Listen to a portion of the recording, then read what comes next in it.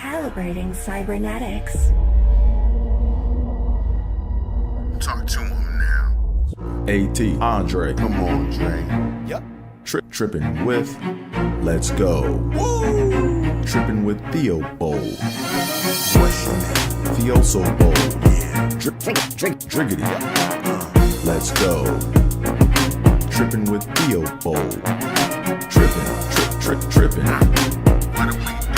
Trippin with Theobold. Come on, Tré.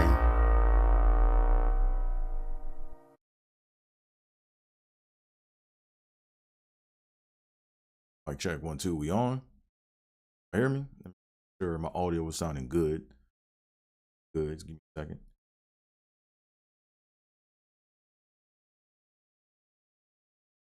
I think we good.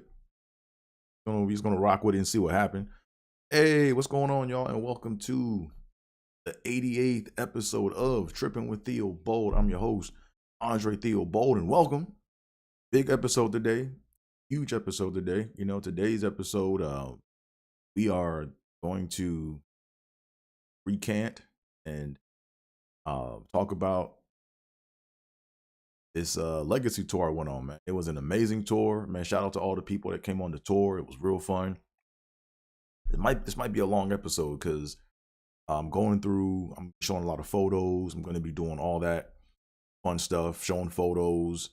I took over like 2,500 photos. I'm not going to go through each and every one, but still, it's a lot of stuff to go through nonetheless.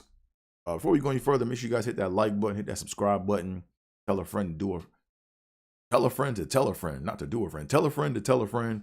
Do all that fun internet stuff like the old people say. As y'all can see, my socials are below.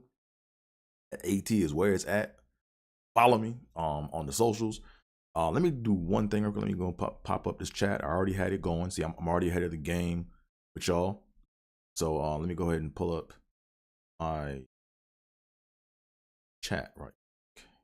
See who's checking on me. And I'm probably going to take it down off and on because I have a lot of stuff I'm just going to cover. I forgot to open up. Come on, Dre. I got to get it together, baby.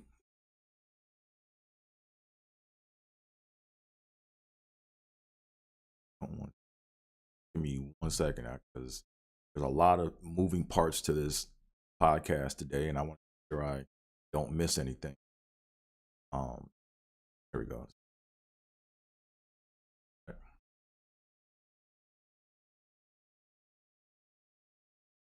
Now we grooving. Now we are grooving, baby. Get me back. Here we go. All right. So today is, like I said, a very special episode.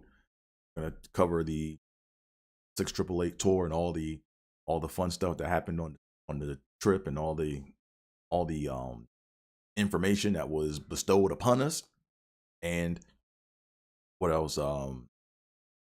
Before I do that, you know, I gotta make sure I'm getting the show started off all weird. So before we get going, like today's the 88th episode of Trippin with Theobold. That's what I meant. 88th episode of Trippin with Theobold, and 88 is a part of 6818. So look at God. Like, you know, everything is kind of connecting. Right. So as y'all know, I'm a Bills fan, so I gotta do this right quick. This is the 88th episode of Trippin with Theobold. Today's episode is tied to Pete Messelar's number 88, tight end for the Bills, gridiron legend, played in all the Super Bowls. I remember his name a lot. You know, it was him and Keith McKellar. So, you know, the Bills, I think, might be turning the corner. I think the Bills might be turning the corner because, as y'all know, we just drafted Dalton Kincaid in the first round. I love that pick. We have two DKs. We have Dawson Knox and Dalton Kincaid. So that's going to be a good, nice tight end duo. So I think the Bills are going to more of a meat and potatoes type offense where they're going to run the ball down people's throat and we're going to throw the ball to the tight ends.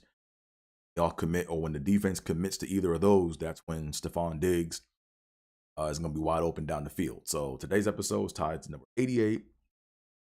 Pete Messelars. Okay, now you know we got to do this tongue twisty, you know, so here we go. Since today is the 14th of July, I'm going to do tongue twisties that start with the letter N. You know me, I like to get my brain and my tongue all coordinated. Pause. I'm not sure if that was even pausable or not, but whatever.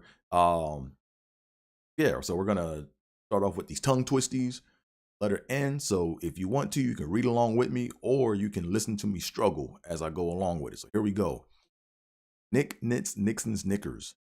Nick knits Nixon's knickers. Nick knits Nixon's knickers. 2. 99 knitted knickknacks were nicked by 99 knitted knickknack knickers. Yeah, that's a funny one. Yeah, no offense, man, but yeah, if you white, you might want to be careful when you read this one. Okay, so here we go. 99 knitted knickknacks were knitted by 99 knitted knickknack knickers. 99 knitted knickknacks were nicked by 99 knitted knickknack knickers. 3. 9 nimble noblemen nibble nuts. 9 nimble noblemen nibble nuts. 9 nimble noblemen nibble nuts. Pause. 9 nice night nymphs. 9 nice night nymphs. 9 nice night nymphs. The last one. Never noticed the 9 canines near noon. Never noticed the 9 canines near noon. Last one more again. Never noticed the 9 canines. Never noticed the 9 canines near noon. So we struggled through that, and we back. So now here we are. Struggled through that. So we got that out the way. So now before I move on to the show, so once again I want to apologize for starting late. Like I was supposed to start the show at 11ish, 9ish, West Coast time, and then as I was still like the way I was gonna go about doing it, like I was actually going through each of my photos and trying to like just create a different album. And like I said, I have over 2,500 photos. So I was like, nah, that's not an efficient use of my time. So, yeah. So what I'm doing now is, like I said, I have I got the outline. I got everything the way I want it, I think. And we just going to rock with it. You know, that's what we're going to do. We just going to rock with it. So it is what it is. So now what I want to do is I want to actually plug people's works from tours. So let me go ahead and plug certain people from the tour, because this tour was full of a wide variety of people, man. You had like historians, you had songwriters, you had playwriters, you had screenwriters, you had, comedian, you had all these different types of people coming together, man. And I want to make sure I promote people's works. That's one thing I want to make sure I do. So here we go. Let me go ahead and that scared the hell out of me. That was my cord for my. Okay, that was kind of scary. Here we go. So boom. Let me go ahead and promote this. So let me go ahead and put my iPhone back up so y'all can see what I'm talking about. All right, so yeah, I want to start off with Stephen Ambrose tours. So this tour basically was, if I could, probably gonna mess up things as I go along. So people that attended the tour, if you want to correct me in the comments, feel free to correct me in the comments. But the Stephen Ambrose tour, basically, it's a whole lot of tours that they do, and the 6818 tour was basically in conjunction with another tour. So basically, they put together the 6818 tour, and then they took part of another Stephen Ambrose tour, which was Normandy part or the D-Day part, kind of merged those into two, or merged them. I wouldn't say merged, because really it was a 6818 tour, but Stephen Ambrose had the tour is under Stephen Ambrose, right? But there was part of it that was not quite 6818, but it all kind of completed the circle nonetheless. So Stephen Ambrose, so shout out to them. It was a dope tour.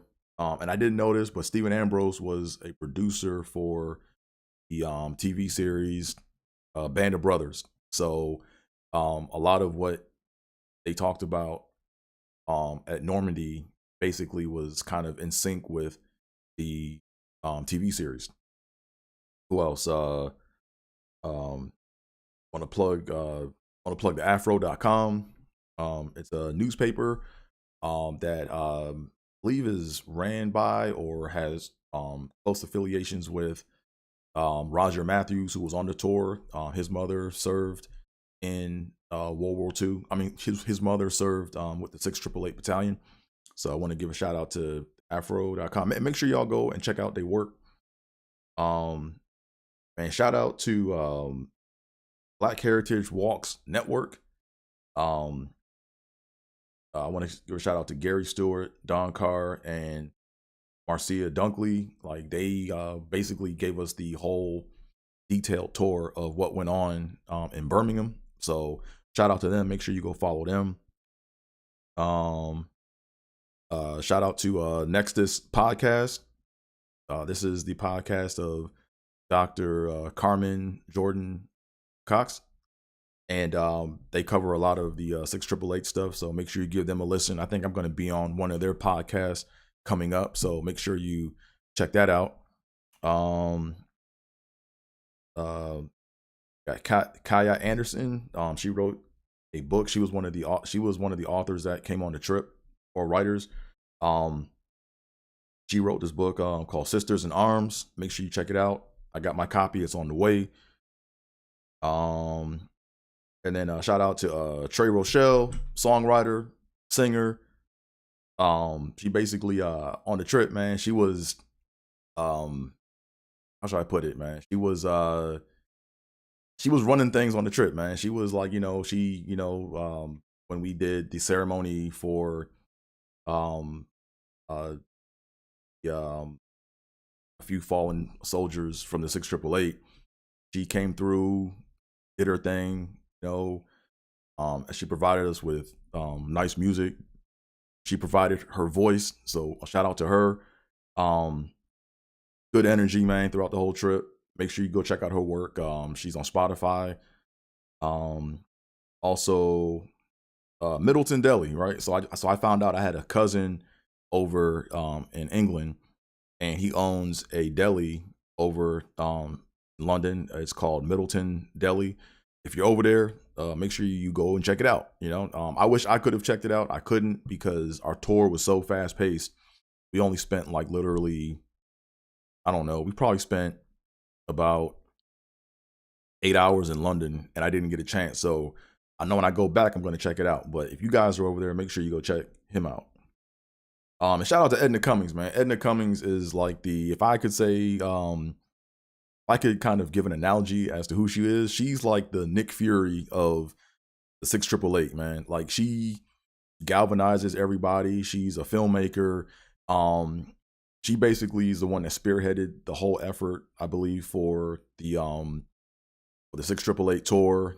She's made all the connections, and she like is a big, if not the reason why this all happened. So shout out to Edna Cummings.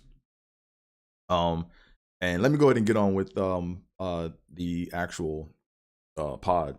Let me get on with the trip because I have a lot I have to cover.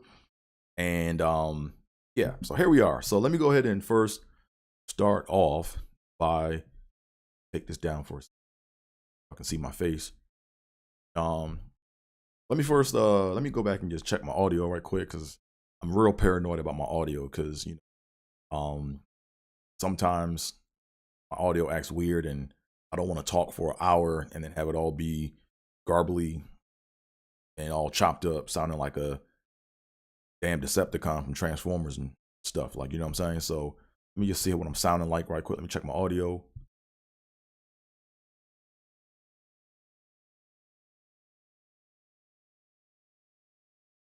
Okay, I think I'm sounding okay. If you guys are in the chat and if I'm sounding Autobotish, please chime in and let me know so I can correct stuff. So here we go. So why did I go on this trip? Why did I go on this tour? Right.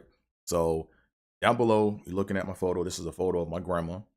My grandma was a member of the 6th Postal Battalion during World War II.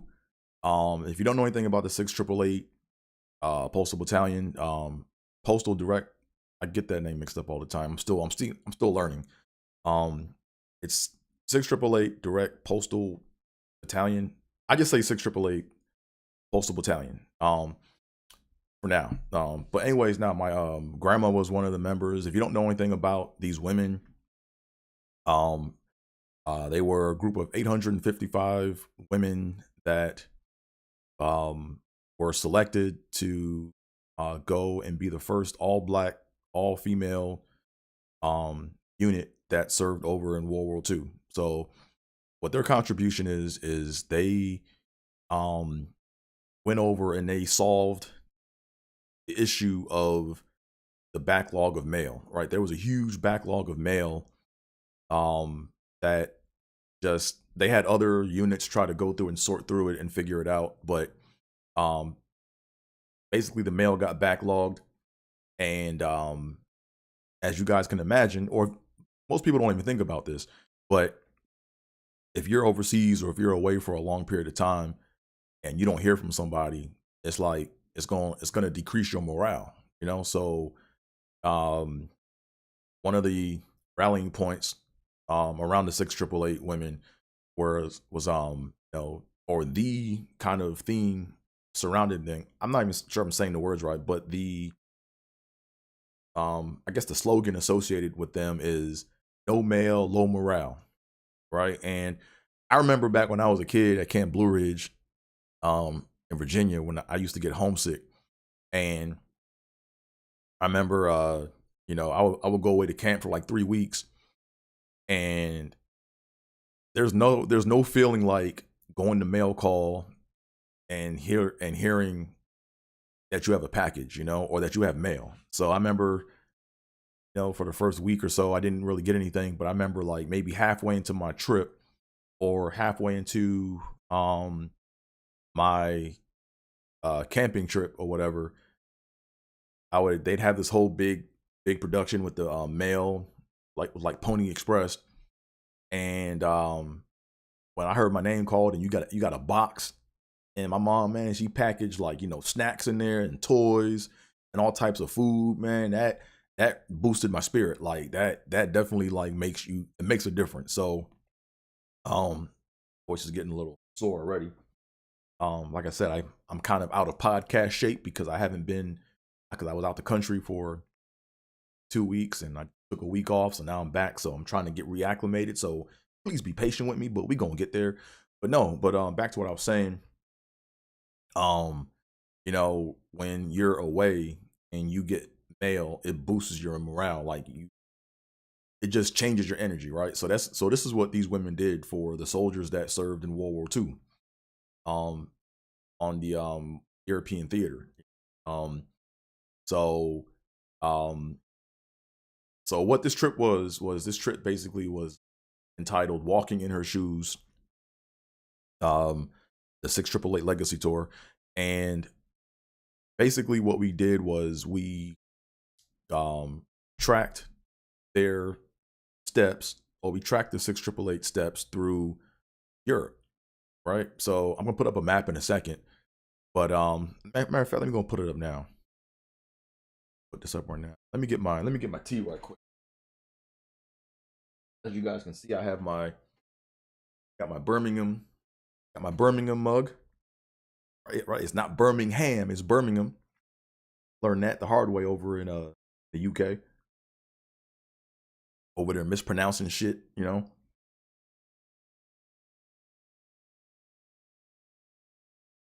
Yeah, so this is my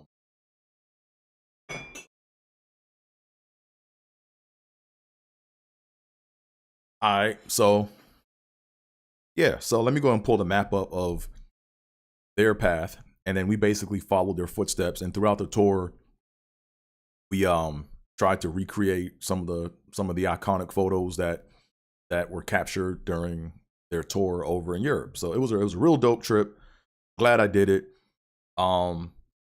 And I would do it again. I would definitely do it again, but I would probably do it different. Like it would be nice to stay in each country for at least a week to really dive in and see what the people deal with, or to really be amongst the commoners. So here's the map here.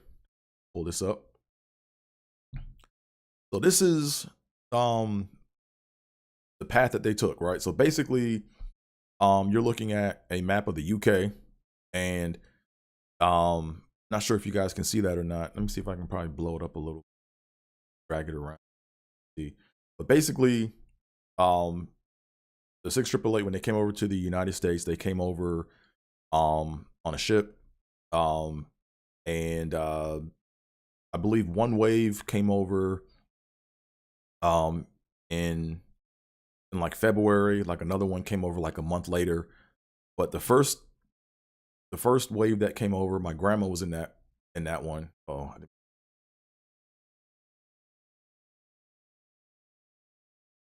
it's trying to get the app to blow. There we go. Y'all can see. So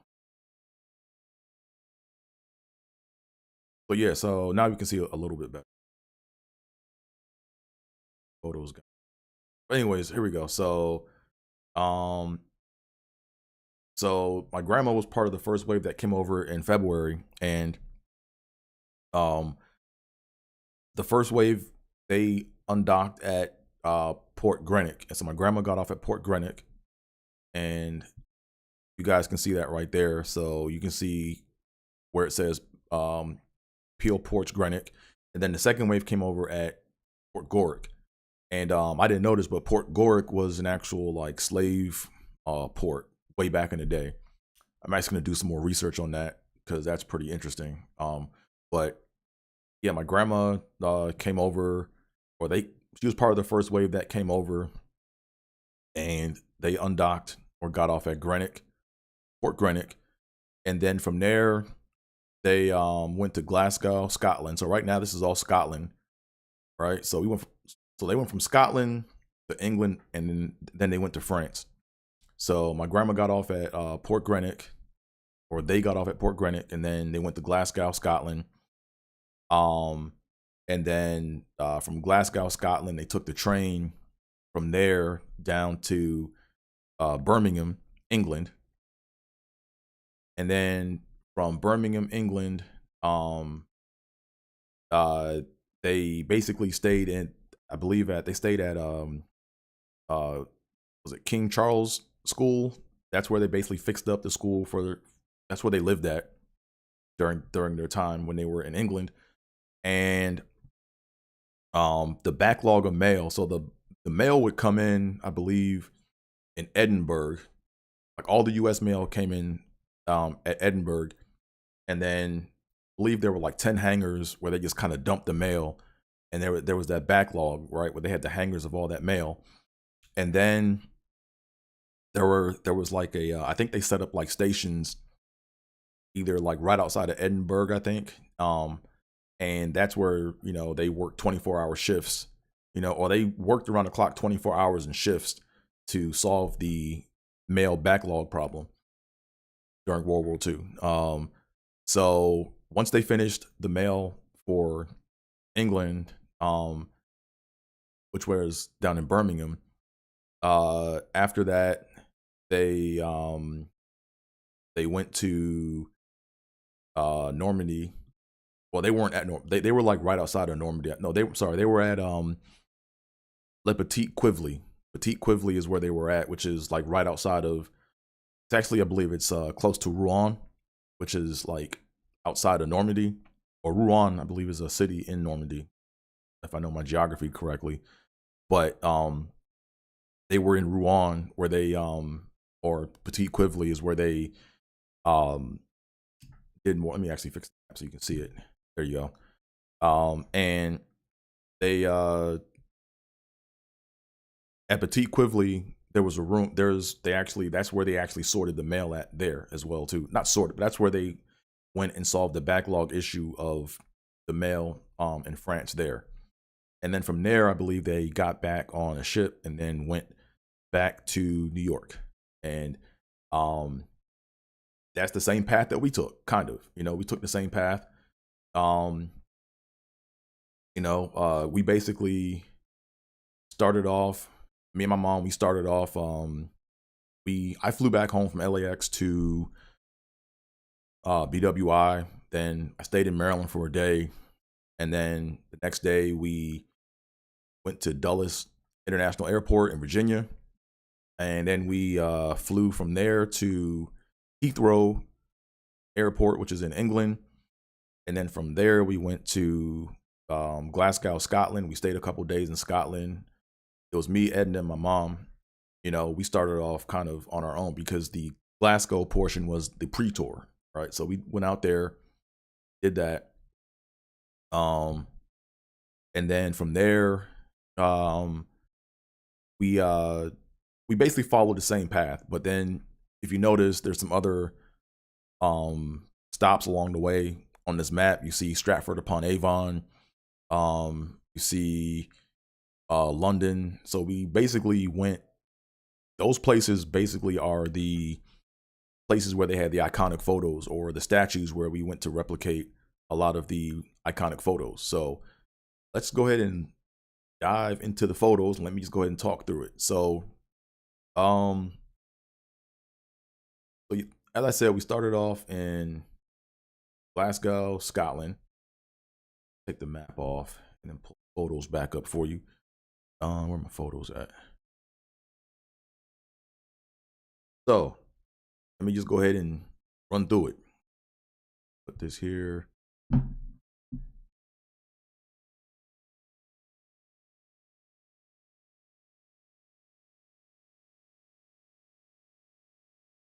One second. I'm trying to just make sure my photos. Let's see. Right now, you're not seeing anything because I'm trying to actually post it. There we go. There we go. All right, so here we go. So, yeah. So me and my mom, we made a big mistake, man. We didn't know anything about Europe, man. Like the first thing we did was we wanted to work with cash because we didn't know if we could use our card over in Europe like that, or we didn't know what kind of complications there were going to be. And when you use your card over in Europe, or use Apple Pay, banks basically take out 1% on top of, they basically charge you like a 1% transaction fee for everything. So we were trying not to use our card, but we ended up using it most of the time. But anyways, the first thing we did was we went to Arundel Mills Mall. Well, first we went to Columbia Mall because we tried to get our money converted to, we wanted to get some euros.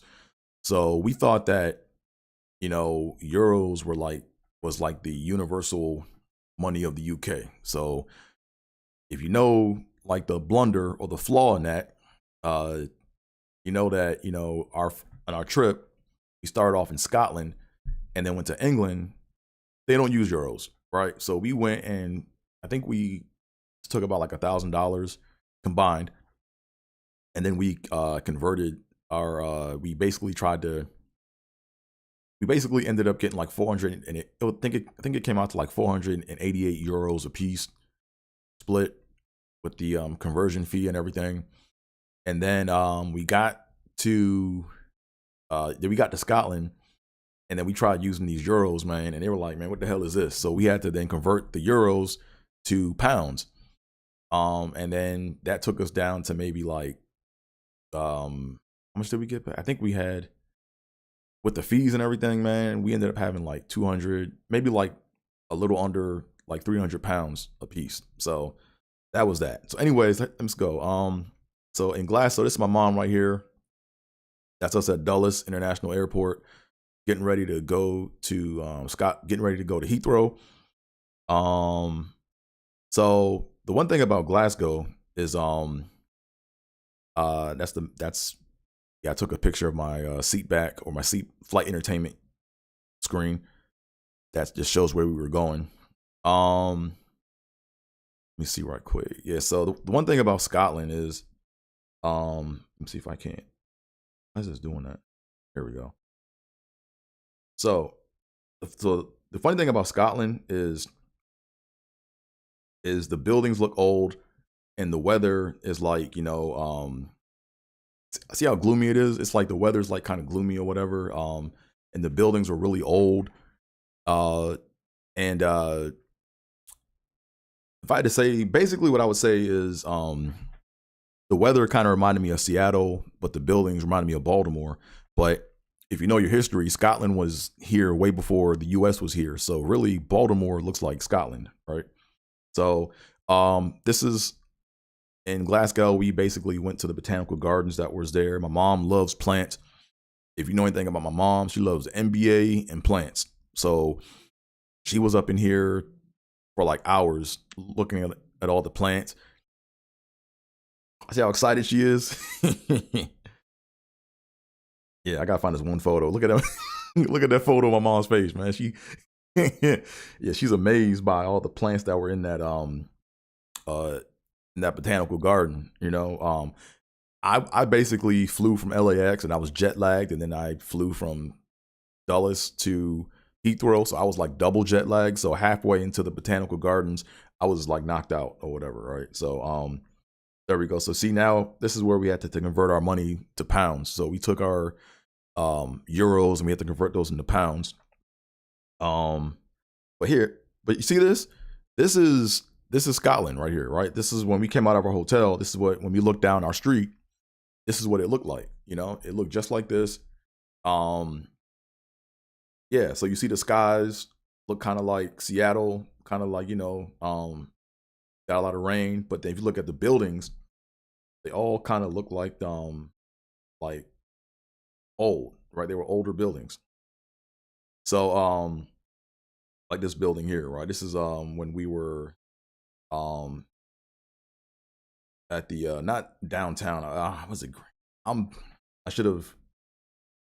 This is us when we were like kind of downtown at the major square down in Scotland. This is us on cause we got the red bus and we took the red bus and went around, and I suggest if you ever go to a new city, I highly suggest, look up the red bus. When you get on the red bus, you can basically see all the tourist stuff, and then you can stop and get off when you want to get off, and then you can do what you want and then wait for the next bus. And that's what we did when we were in Glasgow. So the one thing that was interesting, we went to this museum. It was called the People's Museum, I think it was called. This is it right here. It's called the People's Museum. And it was very interesting to see how liberal Scotland is. Like they basically, in that museum, they basically spoke their mind. Like they showed. Let me just show you some of the things that were in there. What was it called? The People's Palace. Yeah, sorry, it's called the People's Palace. My bad, not the People's Museum, the People's Palace. So, excuse me. Oh, someone just checked in on me. Who is this? Like DC. You're right, exactly. It looked like DC, exactly. So the museum was very liberal. It was they didn't really hide the fact that they had slaves there, and they showed all the types of they had leftover remnants of the tools and things that were used during slavery. They what else was there that was interesting in that museum? They basically don't hide the fact that alcoholism is a problem in Scotland, which I never thought about. But they basically had all these statistics. Let me just show you. Let me see the alcohol exhibit right here. Interesting. See that? So when is alcohol a bad thing? Like all these things were all about alcohol. So that was interesting. But yeah, we spent a good amount of time in this museum just looking at different exhibits and stuff. The funny thing about Scotland at the time that we went was it got dark really it seemed to like never get dark, you know, like the oh, real quick, I remember, let me just zoom in on this right quick.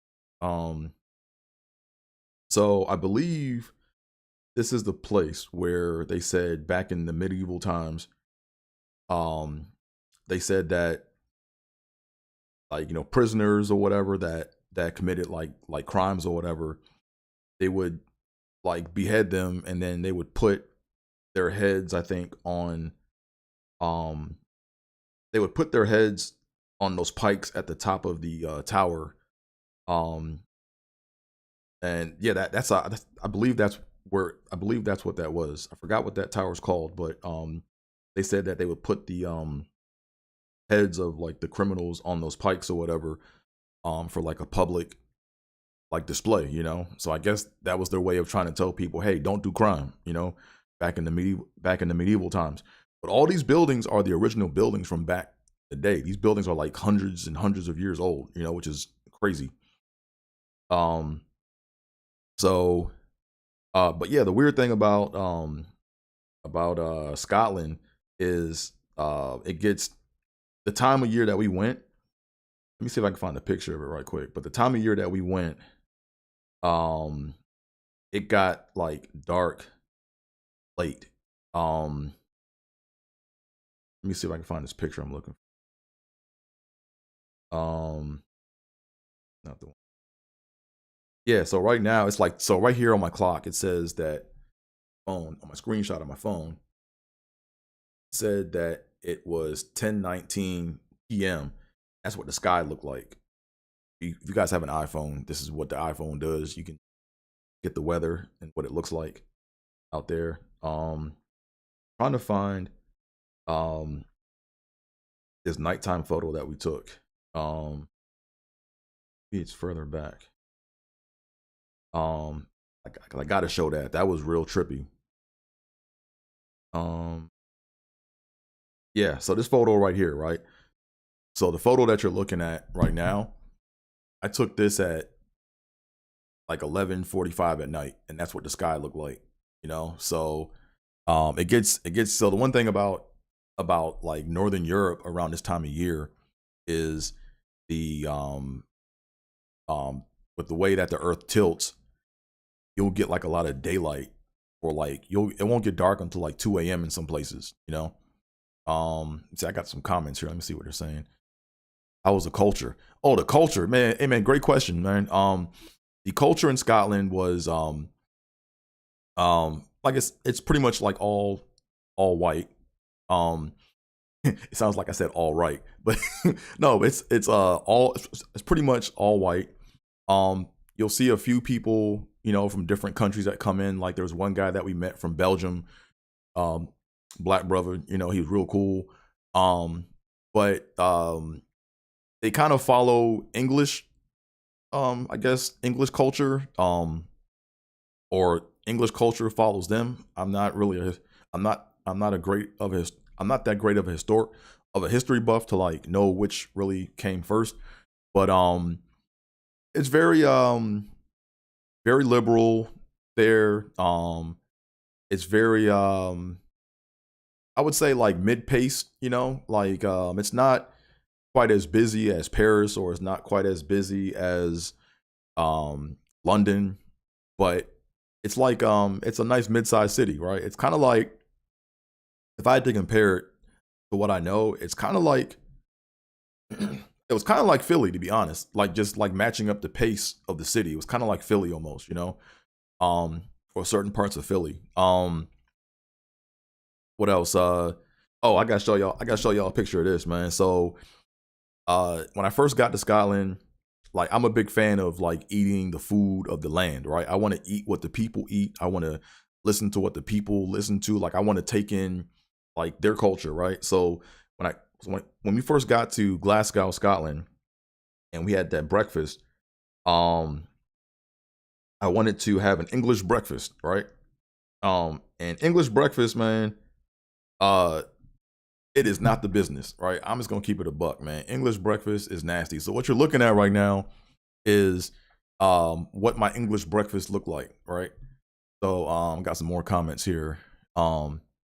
Hey Dre, what the food like? Yeah, so this is the English breakfast right here, right? So, um, the English breakfast is disgusting. I'm sorry, if I offend anyone from England or over there, right? So basically, this is all like meat, right? Like that stuff in the middle is meat.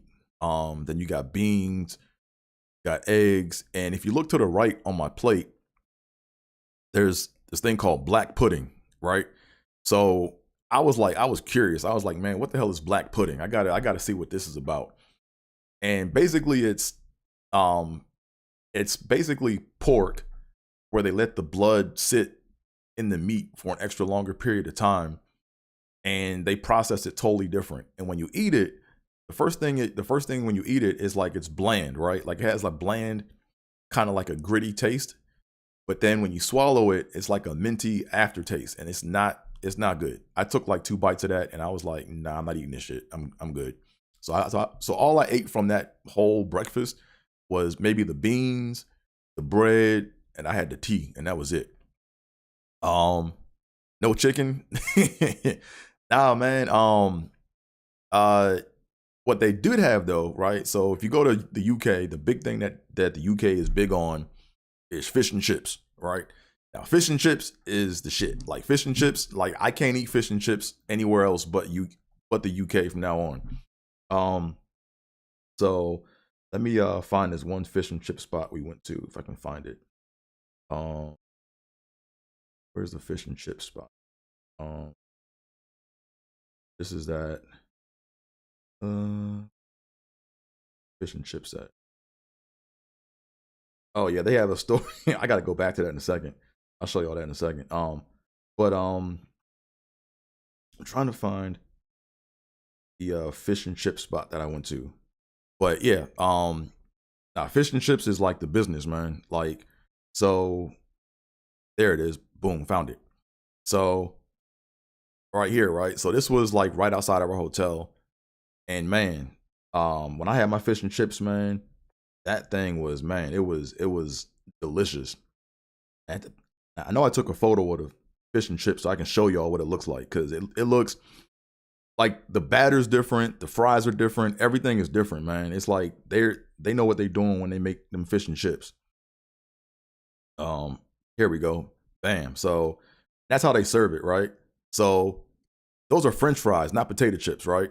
So I was getting mixed up with the terminology over there, right? Like we don't, like over there, they don't say fries. They say either crisps or they'll say chips, right? So I think crisps are potato chips, and I think chips are French fries, right? So yeah, and what you do, man, is all you do is you just sprinkle vinegar on top of the fish and the fries, man, and it is bomb. It's fire, you know. So yeah, you see, nah, family Dre. Yeah, man, no chicken, man. How was the transportation, the metro? So, great question. So, when we were in Scotland, we took the red bus around, and um, that was pretty like straightforward. It was pretty easy, pretty straightforward. Hop on, hop off. Like the red bus here in Hollywood is like the red bus over in Scotland. They do pretty much the same thing. Um, they have a metro system, which is like a loop like it's like an underground train. We didn't ride that because we didn't need to ride it to where we went to. I think originally we were going to, but that's when we found out about the red bus. We took that. But in London, like their train system is very, very like confusing. I got lost. I'll talk about that when I get to London. And then France's metro system is like DC. It's like DC Metro. It's like the exact same, but they're more petty. And I'll talk about that and why. So after that, so let me go ahead and so my grandma, like I said, based on the tour, based on the map, she started off at Port Greenock, went to Glasgow, Scotland, and then from Glasgow, um, they took the train from there down to Birmingham, right? So I'm just gonna go ahead and skip to the start of our tour, which was we started over at Port Greenock. So let me actually go to where we at Greenock. So let's keep scrolling down. Oh yeah, me and my mom were roommates for the whole trip, man. That was interesting. I'll talk about that throughout the whole pod. But here's where my grandma got off at, right here, right? So this is Port Greenock. The ships, I guess, pulled up where you see mom taking the picture at. So I believe the ships pulled up along the side there, but that's where my grandma got off at. So, or that's where the 6888 got off at, right? Was Port Greenock. They kind of keep their, so this is new, obviously, right? But this is just the photo outside of the port. And that's me and my mom there at the port where my grandma and the 6888 got off at. It's a nice photo right there. This is just some video footage I just took so y'all can kind of see what I saw when I was there. But yeah, that's the port that my grandma and the 6888 got off at. And this is where we started our tour at. And then after that, we went to Port Gorick, and Port Gorick is where the second wave of the 6888 got off at. So this is that right here. So this is Port Gorick.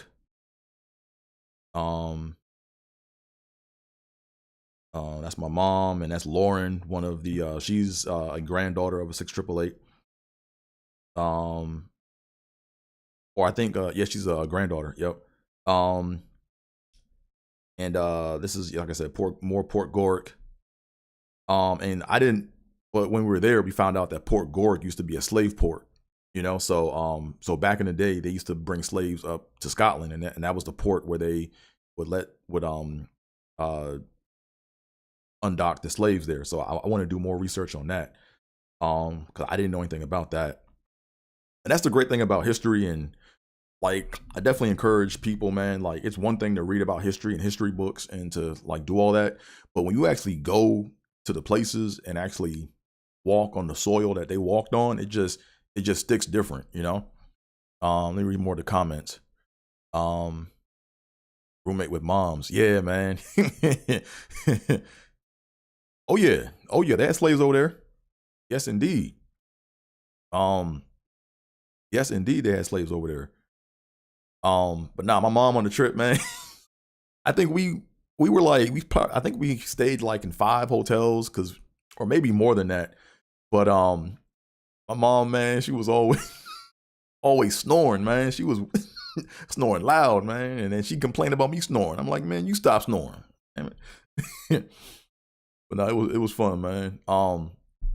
So from there, my grandma, when they got off at Port Greenock, they went to, I believe, the Glasgow train station, and that's where we went next, right? So this is the Glasgow train station right here. Huge train station. Thing is humongous. Like, it's crazy how big that train station was, man. But I'm trying to find the yeah, this is it right here. This is all Glasgow train station right here. And I did a panel shot of the train station. This is what it looks like right here, you know. But I like how they have the glass roof, man. That's dope how they had the glass roof like that. Kind of gives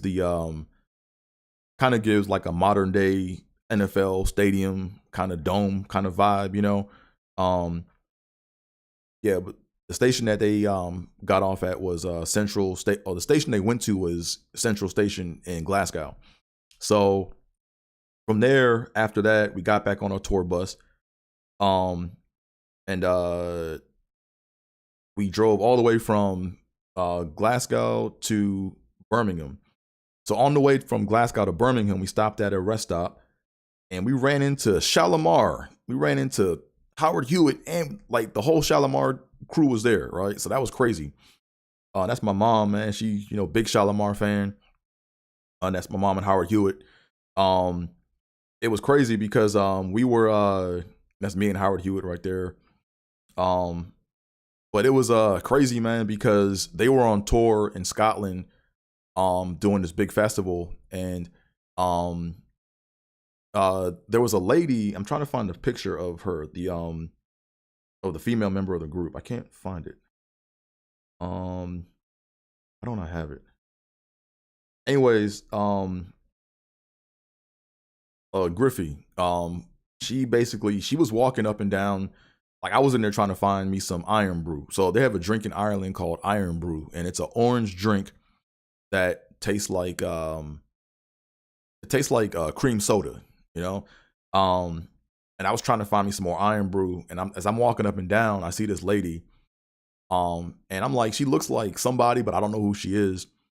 But then my mom and I believe it was Edna, or no, I think it was Courtney. I think Courtney ran into the lady, and then she said that she sang for Shalimar, and they were like, "Oh my goodness, wow!" And then when you look up, you saw the whole Shalimar group was like kind of like spread out through the rest stop. So that was dope, man. So that was cool. Then one other thing, like, so while we were at Central Station, the train station, in Glasgow, I was hungry, right? So I went ahead and I grabbed some Burger King for the road. Now, for those of you that don't know, fast food in Europe does not taste like fast food over here. It's totally different, right? So I went to Burger King and I got some chicken nuggets and some fries. And I ordered it at the train station thinking that it's, typical Burger King nuggets and fries. But nah, they taste totally different. They didn't taste bad. It was just different. Like, it didn't taste like Burger King or nothing like that, But anywho, let me see some more in the comments here. He said mom's shirt. Let me see what she said about mom's shirt. Oh yeah, yep. Yeah, my mom was representing, man. And let me go ahead and show this right quick too. Shout out to Courtney Jordan Cox, daughter of Carmen Jordan Cox. Her grandmother served it was in the 688. She's a descendant. But she made this. Let me show y'all right quick. She made this dope shirt for the tour, man. Forgot to plug it in the beginning, but it's a shirt of the tour. It's called "Walking in Her Shoes." 688 Legacy Tour, and details are dope. There's a stamp, basically kind of like commemorates them, or it ties into the whole thing that they basically went to solve the whole backlog mail issue, and then also it has all of the stops that we went: Glasgow, Birmingham, London, Normandy, Rouen, and Paris. So it's a dope shirt. One of my favorite shirts, man. Stephen Ambrose shirt tour. Excuse me. Let me get back because I gotta keep pace because right now I'm a little behind, but we gonna get there. We gonna do it. We gonna get through it. But anyways, so next stop after that, this is our driver, or one of the drivers we had. After we went to Birmingham, then we went to after Glasgow, we drove, like I said, met Shalimar at the rest stop, and then on our way to Birmingham. Then we made it to Birmingham, right? And man, I want to say, man, shout out to all of the people, all the countries, man. Man, they showed us love, man. Like, all the countries, all the people that greeted us, man. They greeted us with like warmth. They could tell that they wanted our presence. They basically went above and beyond to make sure we had everything we needed. Everything was immaculate except for one place, which was over in Rouen, but we'll talk about that when we get to it. But this is us in Birmingham. This is like where kind of the tour kind of kicked off at, right? Like, this was like, we kicked off in the tour kicked off in Greenwich at the ports, but people kind of came in, and this is where everyone kind of gathered, right? This was like the mass gathering where everybody met up at. Like when me and my mom and Edna, we were in Scotland by ourselves, and then like a few people trickled in. But then when we went to Greenwich, more people came. But in Birmingham, this was like where everybody came. So basically our group size or our tour group size was like maybe like 25 to like 30 people. And this was like our kickoff dinner, you know? And this hotel, the one that we're in right now, is where Malcolm X stayed at when he came over to Birmingham. So that was pretty dope. We were trying to find out more information as far as like what room he possibly stayed in or what part of the hotel he stayed in, but that information wasn't like it wasn't available. But just knowing that Malcolm X stayed in this hotel at some point in time was pretty dope, you know. So this is Talia. Hey, shout out to Talia. She was our tour manager. Man, we worked the hell out of poor Talia, man. Talia Ambrose is a descendant of Stephen Ambrose, who the tour is named after. And she's a beast, man. She's dope, man. She speaks like 5 or maybe like 4 different languages. And man, we were we worked her, man. Like, you know, we like complained about some stuff, and she went above and beyond to basically to remedy those situations. And when she came on the bus, you could tell, man, she was stressed, but man, nah, she made it happen. Man, shout out to Talia. She's dope, man. Then this is us at the dinner table here. This is Edna Wagner. I did not plug Miss Edna Wagner, man. Miss Edna Wagner, she has a museum over in Leavenworth, Kansas. With a lot of just rich Black American history. So I'll make sure I put all the links to everyone's like stuff so y'all can go check it out. But that's Edna Wagner. And that's Williams. Let me see, keep going through. And then this is my guy Gary, man. I showed y'all a picture of him in the beginning. Gary is a Birmingham native. And he was the guy I showed you in the beginning. He's the I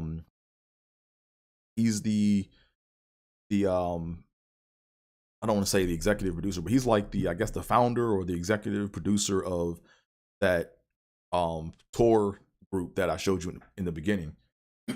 And Gary was cool, man. A lot of respect for Gary, man. He I believe he said he served in Desert Storm, and I believe he said he worked with the mail in Desert Storm, and that's what tied him in with the 6888, because he found out about the 6888 women, and he just dove in and just found out so much more information and made so much stuff happen over in Birmingham. You know, he was a major player in setting everything up and blessing us with all the information about the unit that my grandma served in, you know.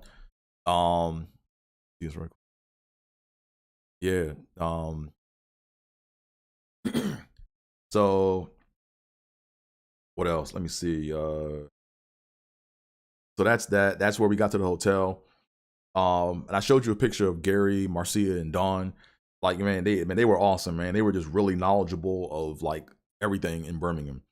So this little cake I had here at dinner, man, this was fire, man. Like, it was like, yeah, okay, that's enough of that. I'm not trying to make y'all hungry. That was good. And then I'm not used to seeing my sugar in like cubes, right? Because if you're in England, you know, you do lumps, right? So yeah, okay, you guys get the point. So that night, we all went out on like a walk, on a hike, or we basically went out for like a quick tour of Birmingham. And these are some of the sights of Birmingham, England. As you can see, these buildings are old and they resemble, or our buildings back like in Baltimore or whatever kind of resemble these buildings, you know. But now these are just some of the sights of Birmingham. Nice little nightlife. This is the library right here, dope library of Birmingham. Let's see what the comments are saying. Hey, damn it, man. Y'all stupid, man. Said, did they have glizzies over there? Man, y'all need to get off that glizzy stuff, man. Y'all need to keep that shit in DC, man. They probably had glizzies over there, but I ain't messing with no glizzies, man. I ain't messing with that, man. Like, you know, if you want to get a real hot dog, man. Y'all know you gotta go to Buffalo for that, man. You gotta go to Ted's Hot Dogs, man, and cut them in quarters, as y'all say. But anywho, man, this was a nice picture of the library here in Birmingham. And like I said before, it's not Birmingham, England. It's Birmingham, right? Like, they will correct you on that. I think what else was here. So yeah, real quick. So as Gary was like kind of walking us around in Birmingham, I'm not gonna lie, man. There was some, like, as I was walking, I was getting choked up a little bit because I saw some of the photos and the iconic photos. I knew where we were, but he wasn't gonna say anything, right? And I remember one person said, "Hey, this building looks kind of familiar," and he said, "Yeah, I'm gonna save that for a surprise tomorrow." And that's when I knew, right? So, let me go ahead and show you one of the iconic photos here, because I don't have the one that I want, but I'm gonna show y'all right now. So here we go.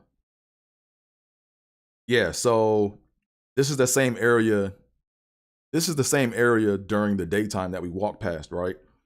And if you look carefully, right, if you look at that arch right there and that clock, it's the same one in this photo right here where they're marching in Birmingham, so that's pretty dope to actually have a building that's still there that your ancestors walked in front of or was a part of that long ago, so that's the same building right there,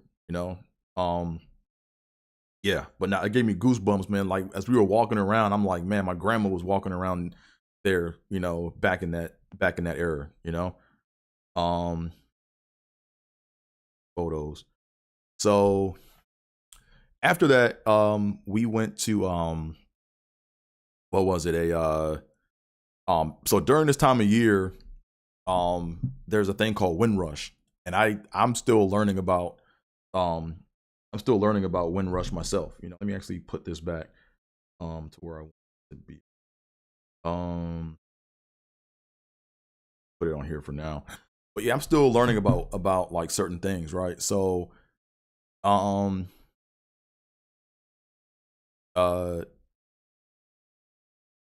nah, so there's a thing that goes on this time of year called Windrush, and basically it's a celebration of the anniversary of when I believe it was the Jamaicans when they came over on the Windrush ship after World War II. So what I didn't know was that during a lot of Caribbeans served in World War II, and they basically fought side by side with England, but when the war was over, I think a lot of them planned on staying, but they had to, I think, go back home, or they kind of got conned into going back to the islands. Because as you guys know, like, a lot of Caribbean islands are like British colonies, right? So with the thing with Windrush is basically there was a boat that came back because during World War II, England got hit pretty hard. So the Caribbeans or the Jamaicans came over on the Windrush, and they basically helped rebuild England, so they came over, they brought their money over, brought their resources over, and with their resources and their money, they helped build up the economy of England, and then they did a lot of the work to help build the buildings. There were like a lot of nurses, a lot of them became nurses and stuff, and they just helped with the society of England. So there's a scandal going on now where basically they stopped. So like I said, I'm still learning about this myself, so I could be wrong on some of the facts, but from what I gathered is the ancestors, or the descendants of the Windrush are not provided with any type of citizenship.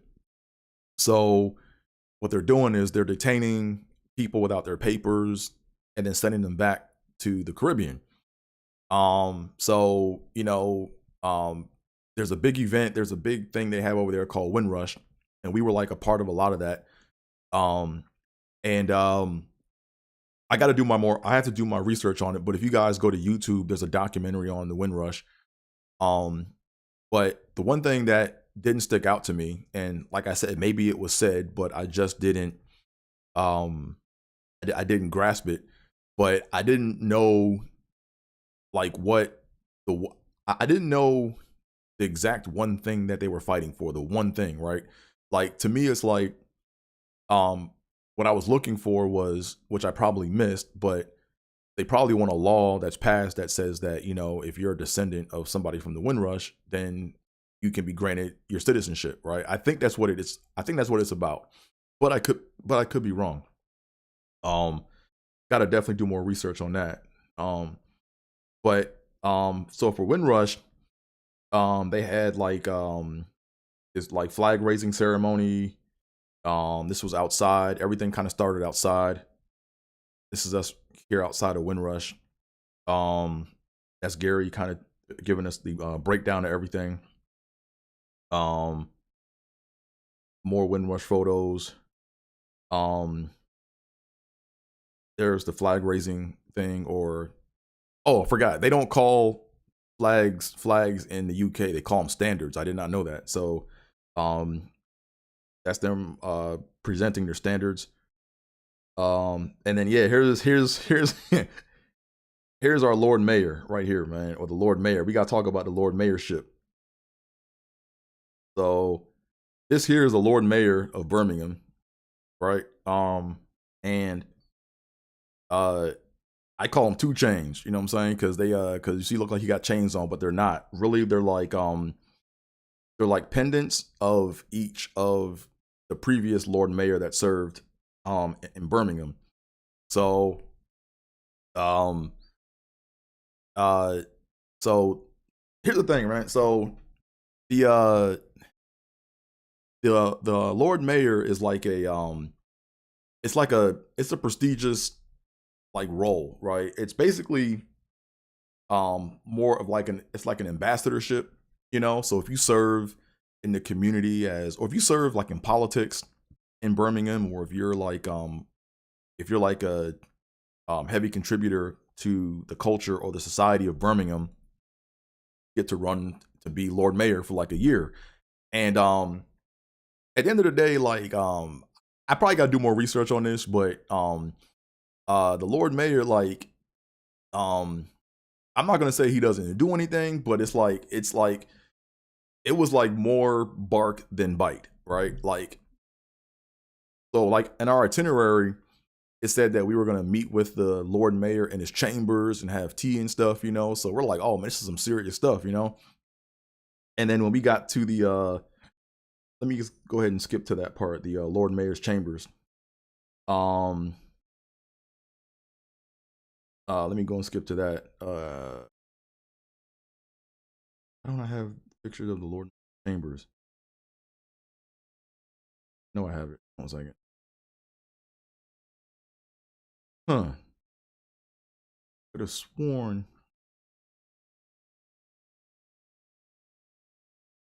Okay, never mind. Okay, here, I think I'm coming back on it. No, I don't have it. What in the world? Oh, here we go. Yeah, here we go. Boom, here it is. All right. So this is the Lord Mayor's chambers right here. And basically this is where like he conducts business or whatever and stuff. So he was here, right? So this is him, right? And the funny thing about when we met the Lord Mayor here was his assistant brought him in because we had to like rise for the Lord Mayor to come in. And the Lord Mayor got in. He was real nice, real polite, but he was talking to his assistant as if we weren't there, you know. He was like, hey, do I give the formal speech or do I give the informal speech, right? He says, I'm gonna do the formal speech, and then just started talking, and we all just kind of bust out laughing, you know. Like low key, not like laughing out loud, but we talked about it after the trip. Like that was pretty hilarious. No, we did a tour of Birmingham. And then after that, we went to King Edward School. So King Edward School is the place where my grandmother is in the iconic photo of the 6888. Let me go ahead and jump to that. So this is here it is right here. So this here is the iconic photo. This is where my grandmother was in the photo at, was at King Edward School. And this was us here lined up in the exact location to where they were at, you know, which was dope, you know. And we tried to recreate all of it or whatever with Major Charity Adams being played by Edna Cummings in this photo right here, which is pretty dope, you know. So if you look carefully, like, we tried to recreate that photo, but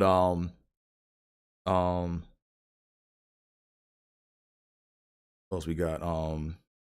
So where are we at? Go. Back to where I am. Okay. Edward School. Yeah, so here we go. King Edward School, right? So, real quick, this is the train station that my grandmother got off at from Glasgow, Scotland, right? So remember I showed you the picture of the Glasgow train station. This is the Birmingham train station where they got off at right here. So this is us here. That's Marcia, one of the tour guides. Super dope. I'm trying to get a picture of tour. And what they did that was dope, man. They had one of the ladies, she I think she worked for I'm trying to think who she works for I want to say BBC News, I think, but she basically like dresses up and does all the reenactments, and she put on the clothes that the 6888 wore and greeted us at the train station. And I thought that was dope. You know what I'm saying? So this is the train station that my grandmother would have gotten off at, or that the 6888 got onto or got off at to go and set up shop in Birmingham. Just some more of the comments right quick. Oh, let me go back to the comments. Are they gold though? Yeah, those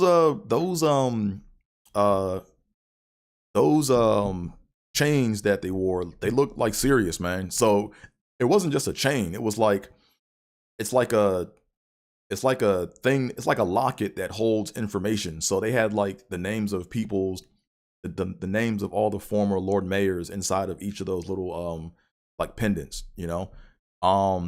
Off topic, but what was the cost of the hotels and stuff there? Is it the same as here or a little bit cheap? Nah, it's the hotels we stayed at were pretty expensive.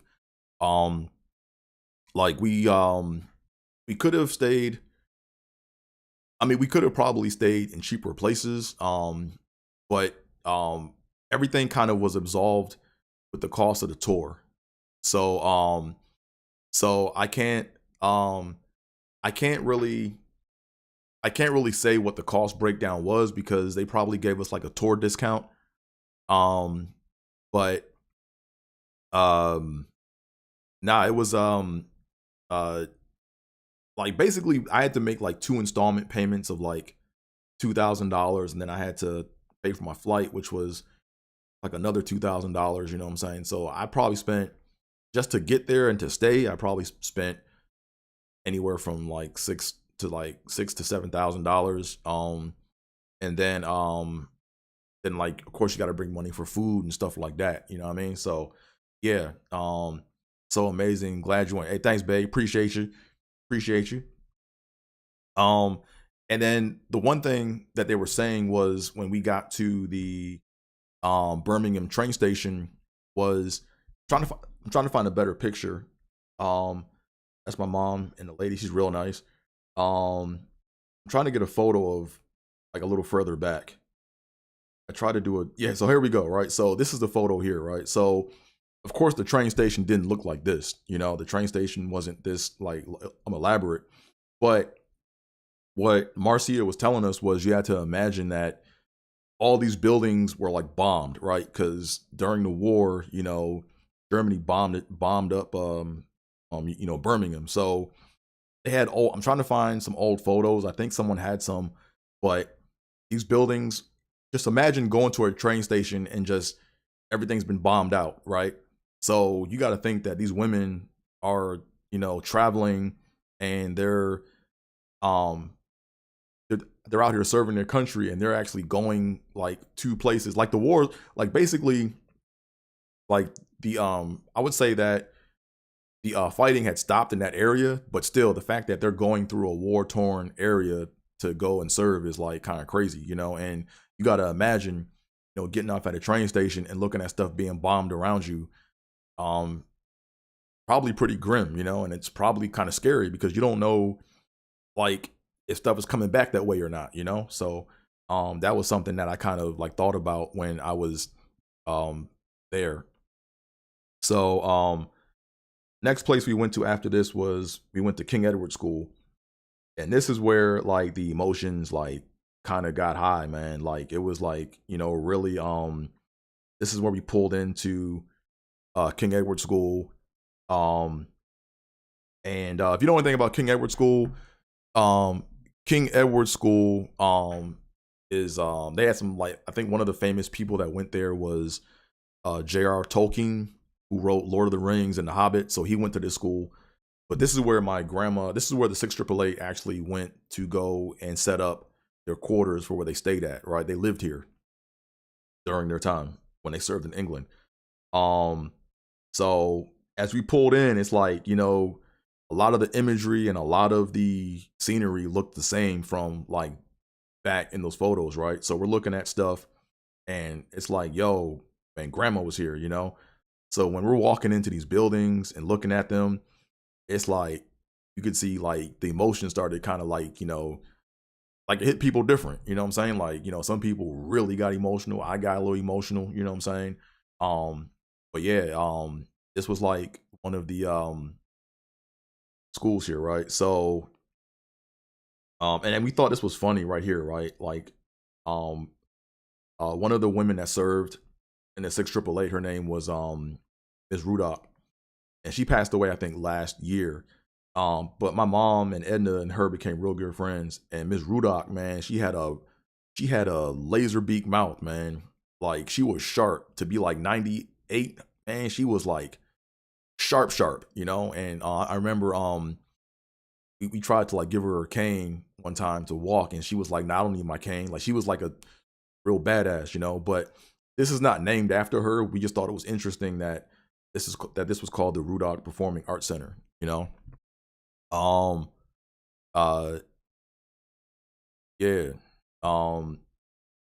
So what else? So this is they're just kind of giving us the history of 6888 inside of the school. The school really welcomed us. I'm trying to get to the buildings right quick. Hold on a second. So this is us outside, and this is where like the emotions kind of got high right here, where you're looking at the buildings. Like if you look at the buildings from that time and the old photos, like they're the same photos. Yeah, these are all the photos here. We did a group photo there. This is them inside. And they had to actually clean up the area because when they went to the school, when they went there, like they had to actually clean everything up so they could actually live there. So this was like their housing quarters where they stayed at, and when you're walking out in this field, man, it just, yeah, you could feel the presence, man, and then this is the exact location where that iconic photo was, where they stood at in that iconic photo. So the lady right here in the army shirt, her aunt is the one in the photo that's marching in the front. So I think I showed y'all that last time. Let me just show it to you again. Where's the iconic photo? Here we go. So like this is the iconic photo here. And then this is the exact location where we stood, where they stood at. And then the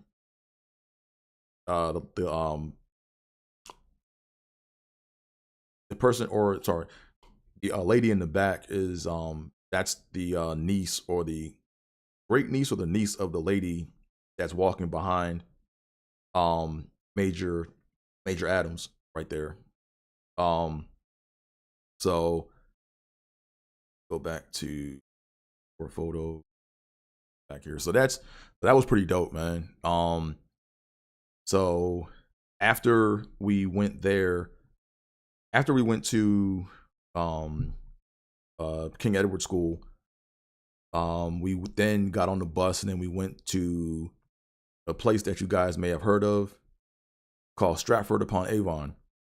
Oh, I'm sorry, I'm bouncing around. I gotta show y'all this, man. This joint's kind of funny. So, at the Windrush event, we went to like 3 events for Windrush, right? We went to the flag raising ceremony or the standard ceremony, whatever you want to call it.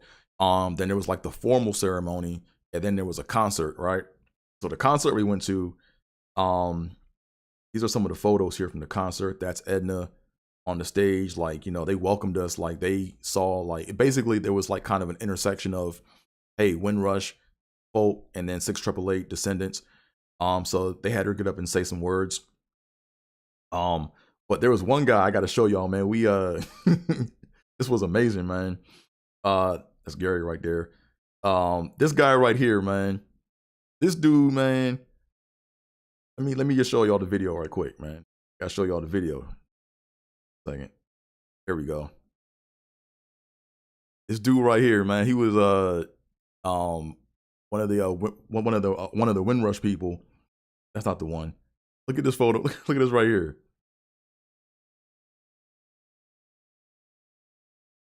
Doing this little dance, you know what I'm saying? But yo, this dude was 90 years old, man.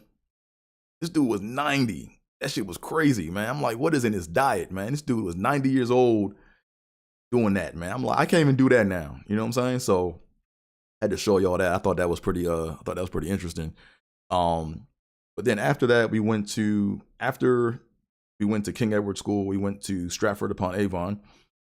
You guys may have heard of. Let me actually show y'all some more photos of here we go. Let me show y'all some of these photos here from King Edward School.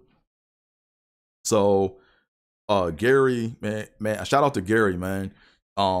Gary got this plaque made, and he got it put on the King Edward School, and it says the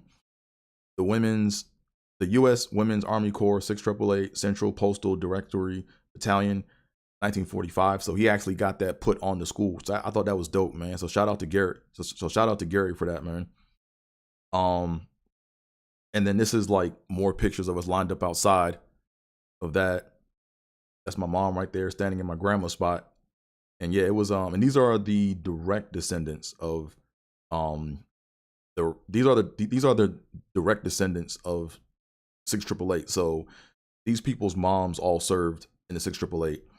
And then after that they had like the grandchildren and the nieces all come in and do that. So let's see more. That's my mom right there. My mom there standing proud. What else? Yeah, emotions, yeah, definitely high, you know. This is me, took a picture by the King Edward School plaque. So that's that. And then this is us inside of the church. I believe they said this is the church where when someone forgot who they were praying for, but they had like a prayer service for somebody. Forgot who it was, but they had a prayer service in there for them, for a military person or a high-ranking official back during the war. This is the IDB Wells house. That was a pretty dope little experience right there. Let me go ahead and go to Stratford upon Avon, because I gotta kind of keep the pace. So go to Stratford upon Avon. Here we go.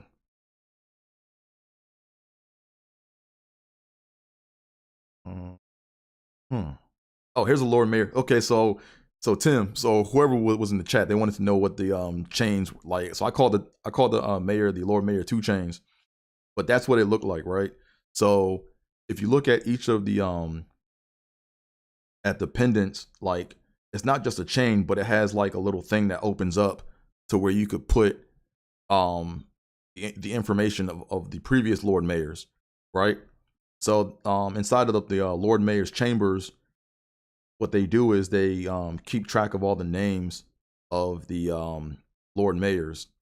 I'm trying to see if I can't find one of those. No, I took a picture of that. Where's the?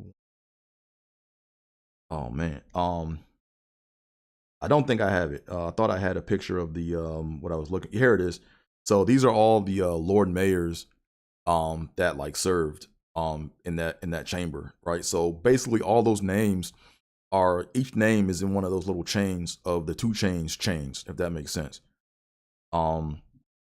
So that's that. I'm trying to get to Stratford upon Avon right quick.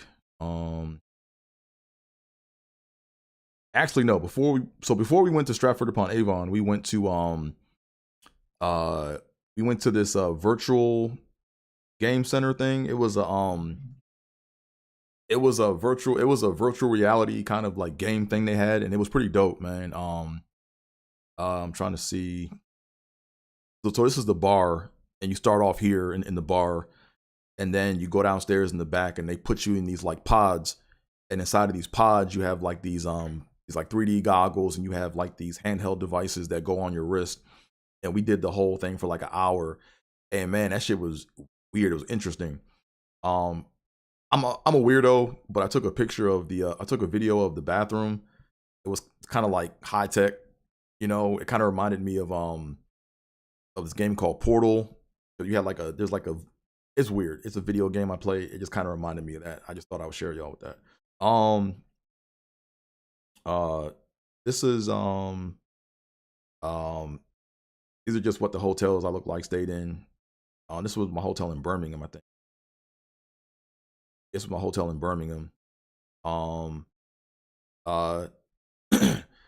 and the weird thing about the bathrooms or the toilets in Europe, man, is they kind of flush different. You know, like when I was in Scotland, you had like this pump, right? It was like a pump. It was weird. It looked like a regular toilet, but the handle you had to like keep like flushing it until it built up enough current to flush the water down. And then in France, the toilet that we had, or toilets I saw, you basically cut it on, and then it kind of just does its thing, and it stays like rotating the water, but then you have to like shut it off. So that's kind of a little side fact. But this is Stratford upon Avon. This is the home of Shakespeare. So this is the Lord Mayor ship here. The Lord Mayor greeted us there as well. Excuse me. That's me and my mom. Me actually this is some more Lord Mayorship stuff, you know, where the list of names of the people that were all the Lord Mayors. There was one Lord Mayor, John Shakespeare, if you see it right there, who is related to William Shakespeare from 1568 to 1569. So the Lord Mayorship is something that only goes on for like 1 year, or you only serve for like 1 year at a time. Inside the chambers, man, there's a photo of this woman, and it's scary, man. This was a scary woman, man. Don't know who this was, but you go in there, like her eyes look like they're always on you. Like they look like they're just always looking at you no matter what. So interesting painting. This is more Stratford upon Avon photos. Yeah, these are people out here these are some of our tour people out here, people on our tour being clowns. That's Lauren being a clown, getting macked on by Shakespeare. That's Lauren and Courtney. Silly. But I thought it was interesting, man. I'm looking at these flags. I think that's the Ghana flag, and I see some West Indian Caribbean flags here. So I'm trying to figure out what the connection is with the Caribbean and African flags with respect to Stratford upon Avon. So here's another iconic place. So basically, we went to Stratford upon Avon to recreate this one image. Take a sip. My voice is getting sore.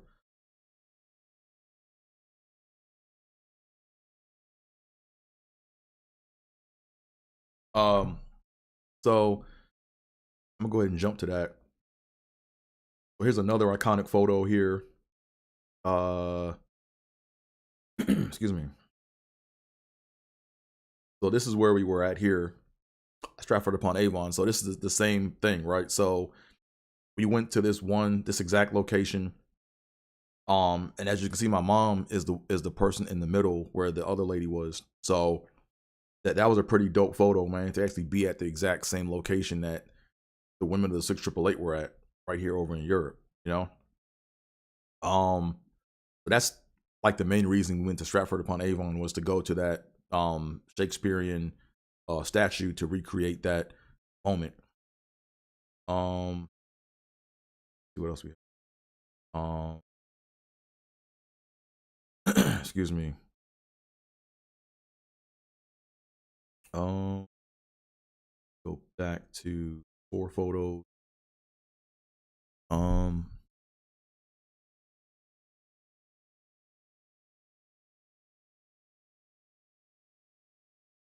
Okay, he said Jamaicans are Ghanaians. Okay. I was just talking about the Ghana flag, the green and the white, and then yeah.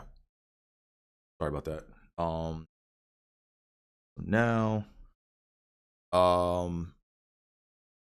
this was kind of the farewell portion of the Birmingham people. So this is where we kind of say goodbye to Marcia, Dawn, and Gary. So this was kind of like our. I didn't know Gary was like gonna leave us, man. I thought he was gonna be with us for the whole tour, but he wasn't. This is me, my mom. That's my mom right there on the other side of the statue. My mom and them Ferris wheels, man. My mom, she's trying to go to that Ferris wheel. So anywhere there's a Ferris wheel, she's trying to get on that joint. So she tried to get on that one, but we couldn't. But we didn't have time.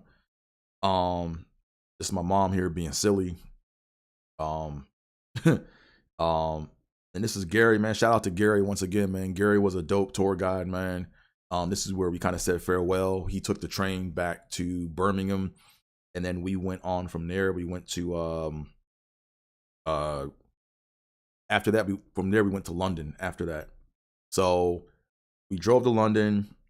On our way to London, we went to Bletchley Park, right? So if you know anything about Bletchley Park, that was a place where all the coders went and they intercepted all the German signals, and they created devices to intercept German signals and to decode them.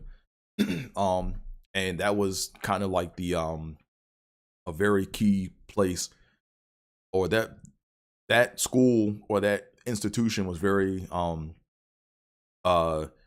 instrumental during World War II. You know, like basically, if that school didn't exist, then I mean, basically Germany would have probably won the war, because we were ahead. We always stayed ahead of them when it came to deciphering and encrypting their signals to figure out what they were doing. What do you say? How long y'all stay, Dre?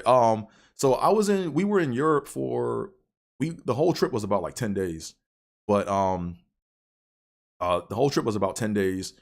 And like I said, we spent about 3 days, maybe like 2 to 3 days in Glasgow. We spent what was it? Maybe like about 2 or 3 days in Birmingham.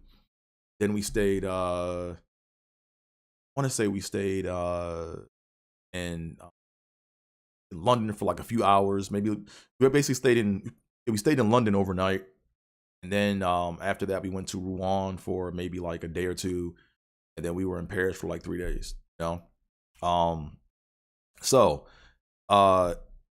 now we went to London, right? So London was dope, man. So London, man, we were there. It was too short, man. I wish we could have like maybe did 2 days in Birmingham and then 2 days in London, because London, man, is dope, man. London is like I gotta go back to London, man. London, man, was definitely very interesting. I'm sorry, I meant to go back to Bletchley Park. So this is Bletchley Park. This is where like they sorry, I'm kind of bouncing around, but this is where um they intercepted they built like devices and machines to intercept German signals and then to decrypt those signals to find out what the Germans were doing, which basically kept us one step ahead of the Germans in the war. So now we're in London. So then we got to London. This is out in front of our hotel. This is the train station.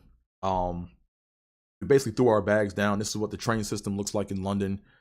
Man, the train system, man, messed me up in London, man. It was I got lost, man. I got lost on that damn Piccadilly and the Jubilee, right? Those the Piccadilly line and the Jubilee line had me all mixed up, man. I was all lost in the game on that. But this is us. It was me, my mom. I'm using bad grammar. It was my mom, Courtney, her mom, and myself. Like, you know, my mom really wanted to go to get on the London Eye, so I was like, let's go ahead and go do it. So we dropped our bags off at the hotel, then we just jumped on the train. Actually, no, did we take a train? Yeah, we took the train down. And did London Eye. Let me see if I can find here we go. Here we go. Yeah, so this is the London Eye right here. So this is crazy, right? Like they keep that shit moving. So basically it's a big bubble, and then see that yellow stripe on the side? Like it just keeps moving. And then after you pay, you gotta hurry up and get on before it expires, right? So let me see if I can't find yeah, see, here we go. So see how people all gotta rush on like that? So you get on and there's a cutoff point, right? Because it just keeps moving. So I like how they do that because it basically keeps the line moving. And that line was long as hell. It took us maybe like 30 minutes to get on, but it looked like a line that was way longer than that. This is us in the London Eye, me and my mom. This is us here as it's going up. That's me. Me and my mom on the London Eye right there. And you see it's going up. I believe that's Big Ben right there.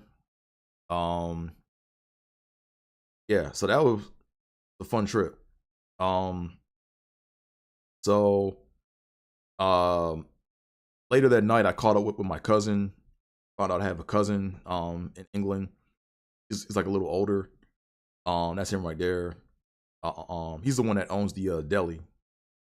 But this is us at this place called Jack's, and they were playing like some pretty like live up tempo like Euro music. Like the thing I like about England, man, is like they play their own music. It's not like that's downstairs how we got into Jack's.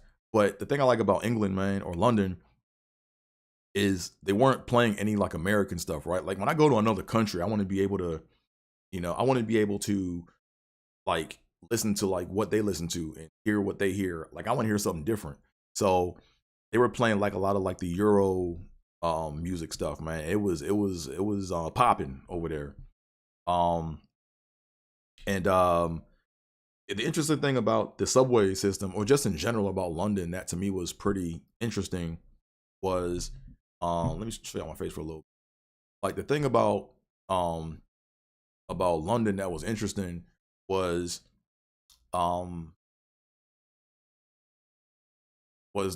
just the diversity, but the interaction amongst the different races of people. You know, like what was kind of weird to me that was interesting. What was weird to me was when we were on the train on that damn Piccadilly line or whatever it is, like you would see strangers of different races come in and just have a conversation, right? Like you would see like white person, brown person, black person come in and they're just on the train just chopping it up, and they don't know each other. You know what I'm saying? And like, as you know, like in the US, it's not like that. You know what I'm saying? Like either people just keep to themselves or races tend to keep to themselves, like, you know what I'm saying? So that to me was was pretty dope. But what else do we have here? So after we did that, after I caught up with my cousin, we then went to the next day. We had to get up early. We did like a real quick tour of London. I'm going to show you guys some of those photos. This is my cousin right there. His name is Noel. And I don't know what this is called. It's like it was like a euro or something. It wasn't a euro. It was called something else, but it was good, man. That shit was fire. But England, UK, everything is fish and chips, man. Fish and chips all day. You know, that's what it is. But this was something different. This was like a Lebanese like dish or what. That was good. This is me and my cousin just riding around London. Excuse me. So after that, we did London Eye, talked about that. So we did like a real brief tour of London. You know, got out, saw London Bridge. Right, that's London Bridge right there. You guys are familiar with that. We drove behind Buckingham Palace. You know, we couldn't really go up front. I think it was closed off or something. I'm up here acting a fool in front of this camera. That's Big Ben, I believe. Excuse me. And then after that, we did the Churchill War Rooms. So if you watch the movie Churchill, or I think it was called Churchill, the movie that what's his name played? What's the actor that played the detective in Batman? I can't think of his name right now, but if you watch that movie, a lot of like what they talk about, like it looks familiar, right? Because during the war, he was basically giving orders from the war rooms, right? So basically, he talked about his strategy. If things got bad, he had to go to like a secret bunker inside. So this was a pretty cool exhibit, you know, a pretty cool museum thing. They had this little handheld. That's not me on the phone. That's just it's a handheld device that helps navigate you through the museum. So this is the Churchill War Rooms exhibits. That was that. And then after that before that we did Bletchley Park. And then with the back to Bletchley Park, there was one of the 6 AAA members that we found out. They were associated with, or they were actually a cryptographer, right? So they were like a secret cryptographer, and I believe they had ties with Bletchley Park. So I get more information on that. I'll definitely let y'all know about that in the future. But excuse me. What else we got? This is us in where's this at? Let me just actually keep to the right. So this is us still in London downtown. This is us in London. And then this is where we went to.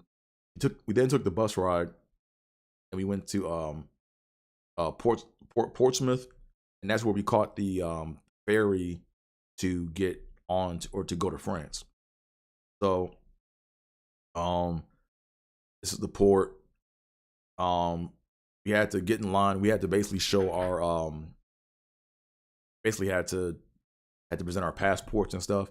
And I tried to use my passport card because I thought the passport card was good for like if you're traveling to another country over water. So when I showed him my passport card, I wanted just to see if it worked or not. This was like, hey, what the hell is this? Okay, yeah, we can try it. And then it just kept messing up. So I just finally gave him my passport. But anyways, this is us on the bus. So this is actually taken from the bus, and we're waiting to get off so we can get onto the ferry. Then the bus also got on the ferry. There go the Peugeots, man. My mom and dad back in the 80s, man, they had Peugeot cars. That's all they drove were Peugeots. So when you're in France, French car, you see nothing but Peugeots. So but the ferry ride going to Normandy was nice. I like the ferry ride, man. So when you first get in the ferry, so when I saw these, man, so man, when I got on the ferry, man, we first got on, like everything kind of looked a little outdated. Like it kind of looked like 80s, like late 70s, early 80ish, you know. Kind of reminded me of um of the Imperial Palace back at in Las Vegas before it became the Link. So everything was kind of like danky. It was very kind of outdated. Everything was clean, but it just was kind of old. Even the food looked kind of old and scary. But lo and behold, man, they had a great gourmet dish for us, man. Really enjoyed it. I think the ferry ride was maybe it's like a 4-hour ride. I think it was about.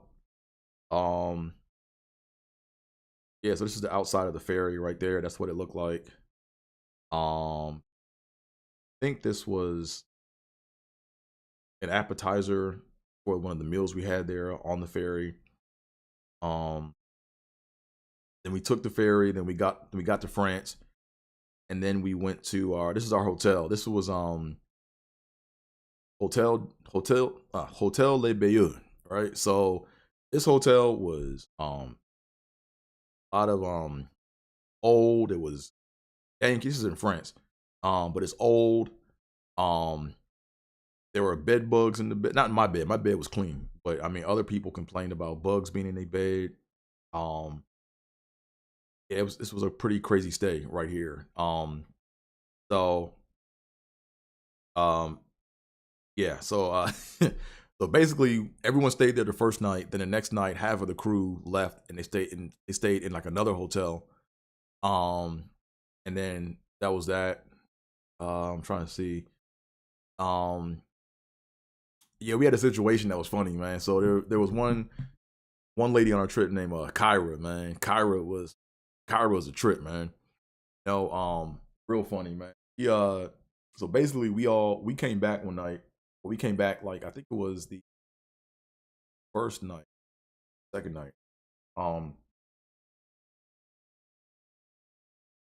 Like we came back or whatever, and there was like so they had this weird rule in the hotel where you know you had to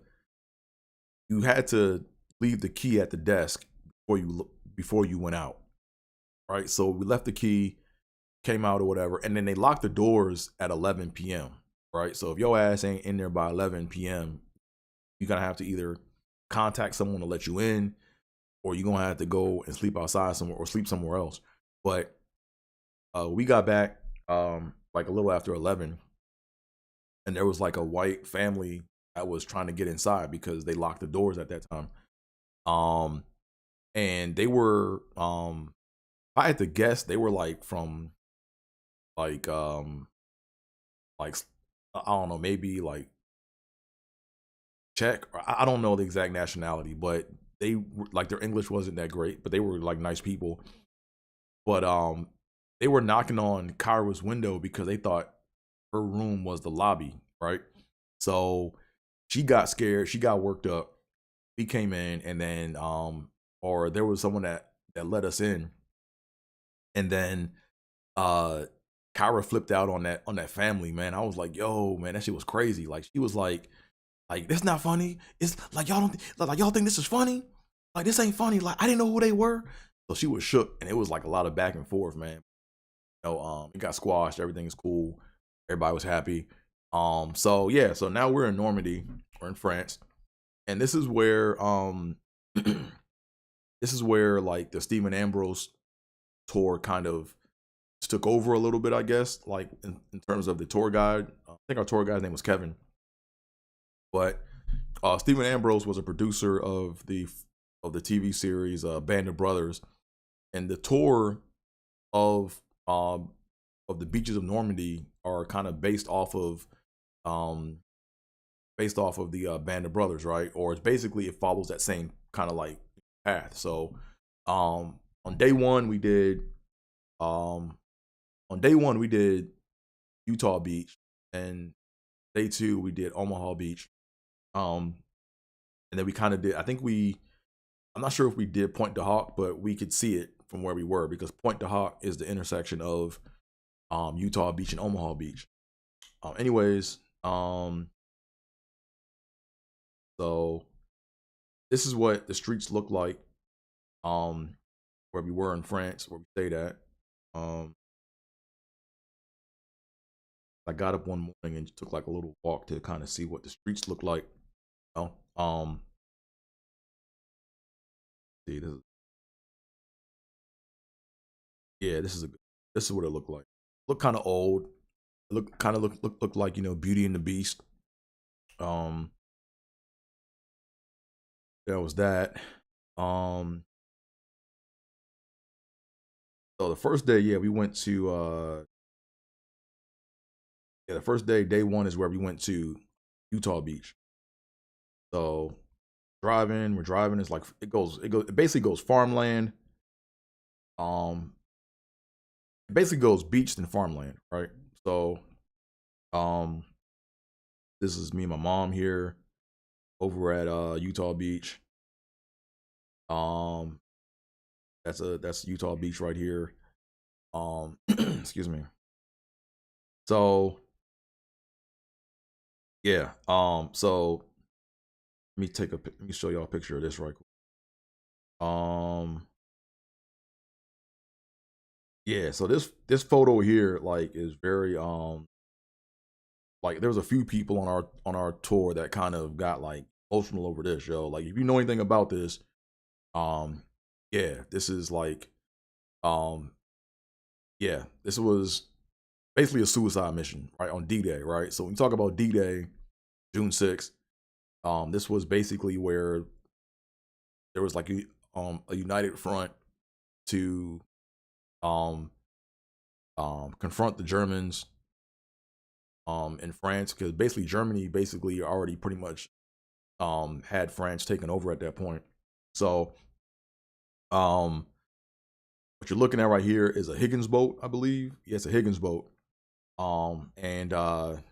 Yeah, so some people when they saw this, they kind of got worked up and emotional because they knew this was like, it just hit you where you were at, you know, if you know anything about like war history, you know. So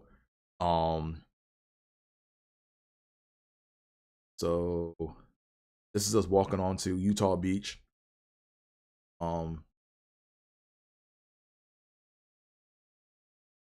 That's on Utah Beach right here.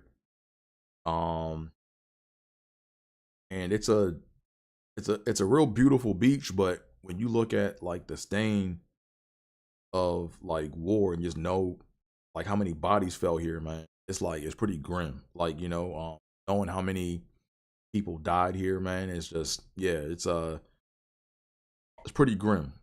You know, it's like a graveyard. It's like a graveyard almost, you know, but it's still a beautiful beach, you know. So then they have the museum. We went inside of the museum. Yeah, when you see this right here, like this here right in and of itself, man, is it's a pretty jaw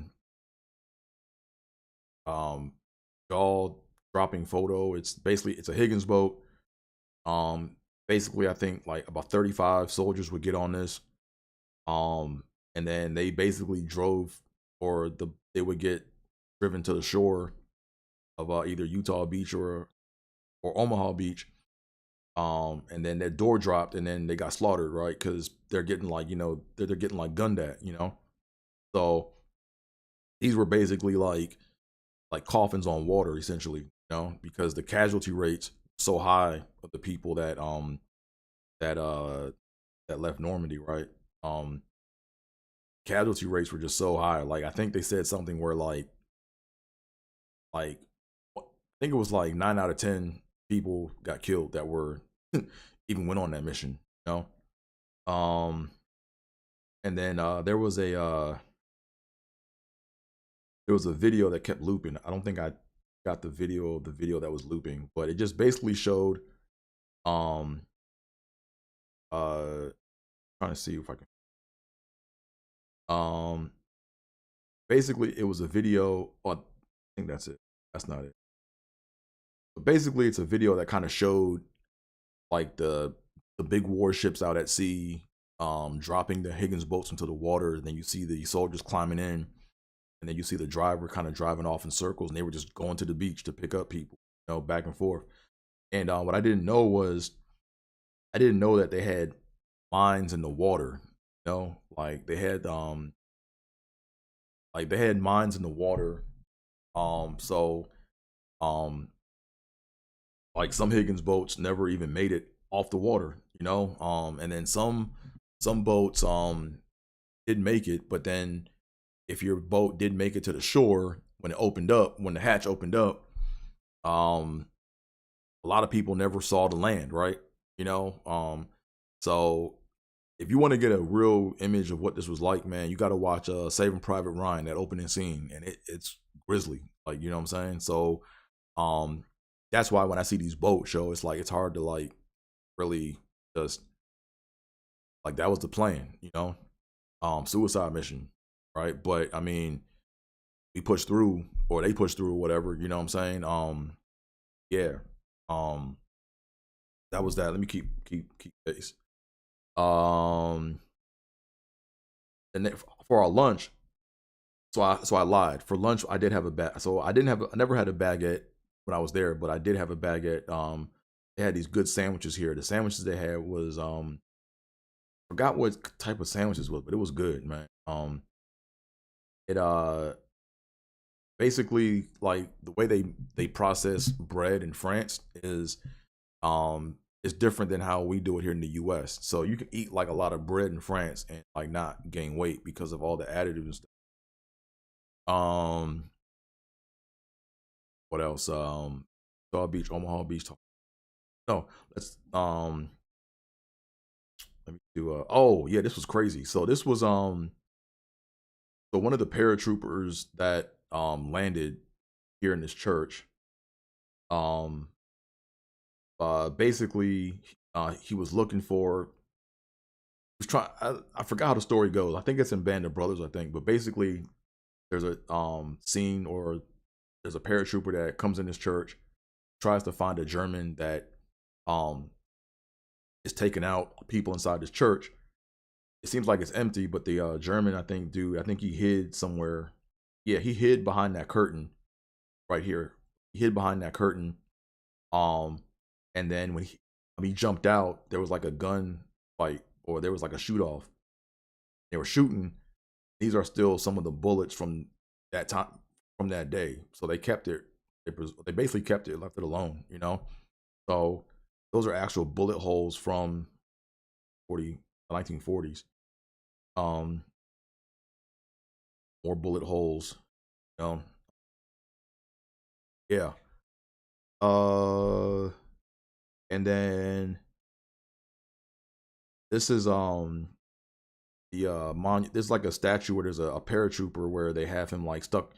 So when the paratroopers like came in and landed behind these lines, like there's some that got stuck, right? So there's one paratrooper got stuck on top of a church. His a parachute got stuck around, I think, one of the steeples of the church, and he had to cut himself down. And then I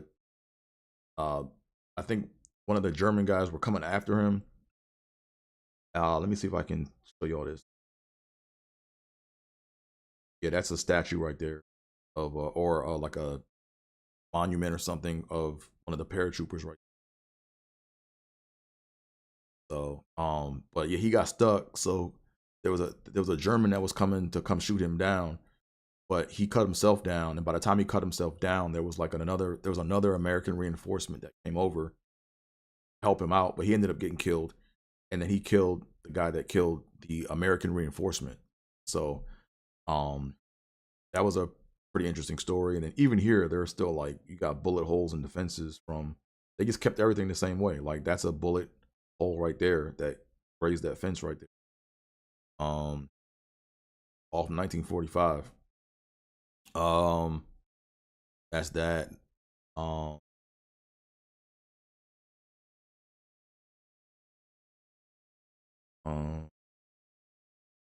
this is over here now where we go to Omaha Beach. So same thing. And here's my thing, right? Like the first day I was in I would say the first day when I went to Utah Beach, it was kind of like it was kind of depressing, you know, because the thing I thought about was, you know, a lot of life lost. But what I thought about it was I thought about things from the black perspective, you know, what were going through the minds of like black people as a whole back during World War II, you know. And one thing that kind of went through my mind was it's like, you know, you had black people that were trying to join in to help fight, you know, and it was like, what were you fighting for, right? So it's like, on one hand, it's like, if you didn't help out in the war, you know, that could have basically meant that Hitler would have come over and taken over the country. And when Hitler was taking over countries, he was building turning them into concentration camps where he either killed people off or made them slaves, worked them to death, you know. So on one hand, it's like you're fighting against that. And then on the other hand, it's like, well, even if you do beat that, you gotta still deal with Jim Crow, like racism, right? So so I thought about like a lot of that, man, just like how sad of a mindset that is, yo, to have to say, you know what, you got to choose between the lesser of two evils. You know, Jim Crow is way better than having your country turned into a concentration camp. But it's like, at the end of the day, it's like you still got to deal with the bullshit when you go home, you know? So that to me was like kind of like depressing, you know? And then on top of that, you know, I think a lot of blacks back then thought that, hey, look, if we all join together and fight and spill blood together and share and get this win, you know, they'll look at us as equals, or they'll look at us as, you know, hey, we're not going to be what we used to be, you know? And during the war, it was kind of like that, I guess. But then after the war ended, you know, things kind of went back to the way they were, you know? So that's kind of just, you know, sad, you know, not kind of sad. It is sad, you know? So that's kind of like what I was thinking about, like what were blacks doing? What was their mindset during the war? You know, yeah. So after that, we went to town called. Let me actually show you some nice photos of here. So this is real nice photo right here of a Rouen. No, this is Normandy. This is Normandy. Yeah. Um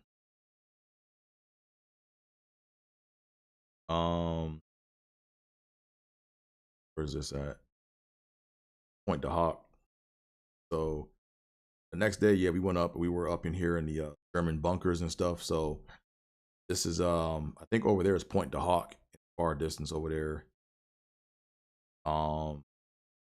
These are the German bunkers that they built right here on this out all on Omaha Beach right now. So yeah, just look at all the scenery, right? And then what's crazy is that's a bunker that got blown out. So right here, look at this photo here. This is crazy. So a lot of people think that that would be just like a hill, but nah, that's where like actual bomb went off at over there. It just basically kept the shape of the land, and then the grass grew in, you know. So yeah, that's not like natural. That's not natural hillage, right? That's due to like bombs and stuff. This is inside the German bunkers. I'm not gonna show you all that. Right. This is point. Yeah, sorry, this is Point de Hoc right here. Here we go. Monument of Point de Hoc right there. More bunkers. Then here's Omaha Beach, right? So yeah, we did Point de Hoc and Omaha Beach the next day. So this is like one where like a lot of people died on this beach right here. Yeah, crazy.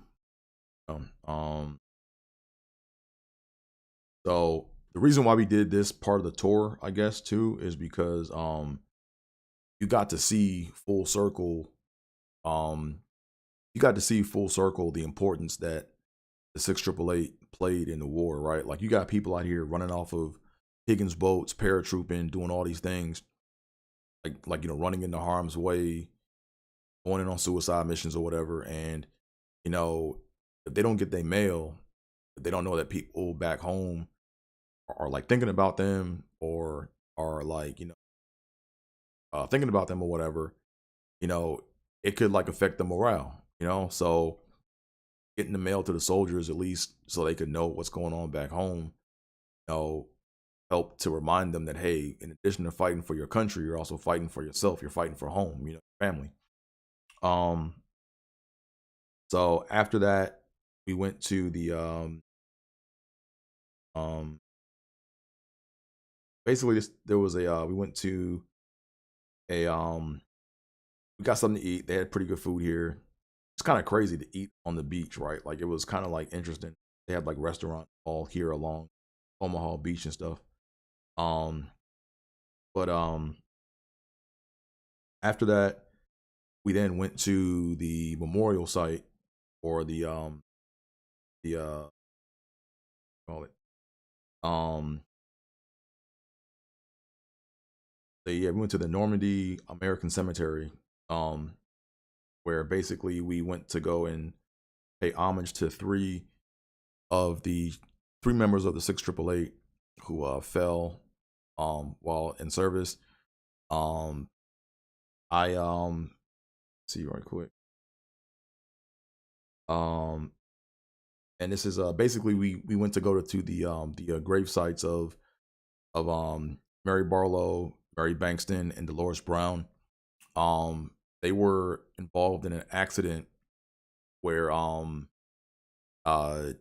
still like it's a lot of uncertainty around the story, but basically it was they were leaving a military sanctioned event. They were going to I think a non-military event, and I think two were in the trunk and one was driving with another officer. They got to a car accident, and the two in the trunk died instantaneously, and then the other people died like days later in the hospital. So we went to go. They have a tombstone there for them, where they're buried at, and we we basically left a wreath there and did like a little ceremony for them, So it was real dope, man. They had there was a big overall wreath, and it was cool how they let us kind of do our thing, right? Like basically, it was how should I put it? It was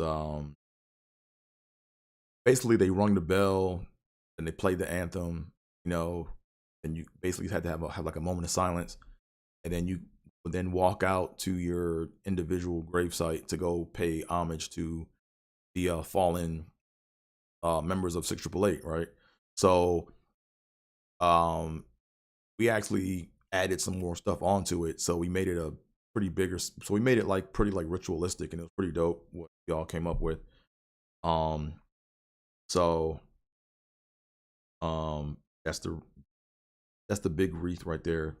But yeah, so people came up and spoke. Then we had like a prayer for just, like then we had a prayer.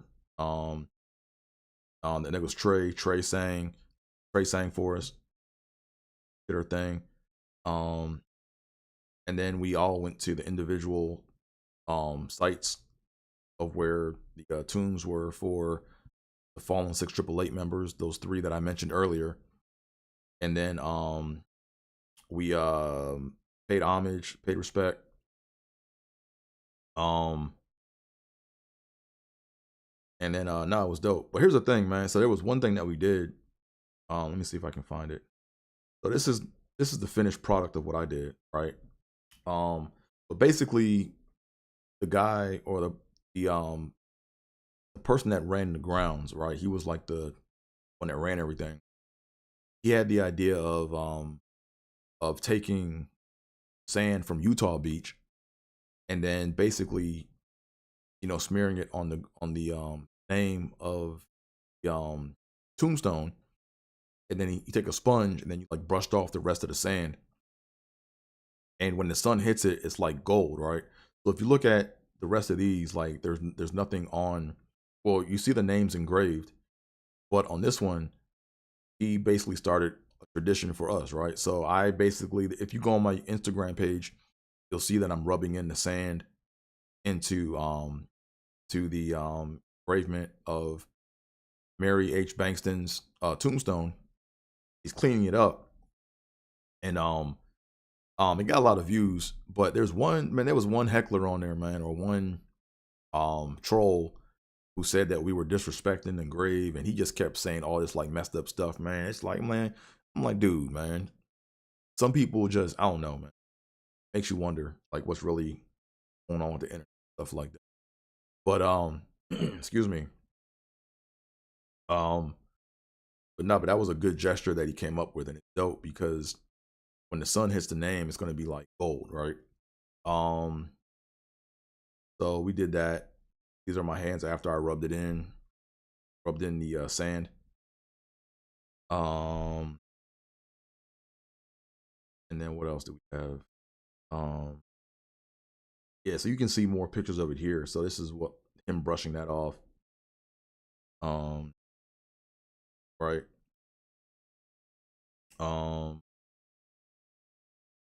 Here we go. Here's a video right here I can show you.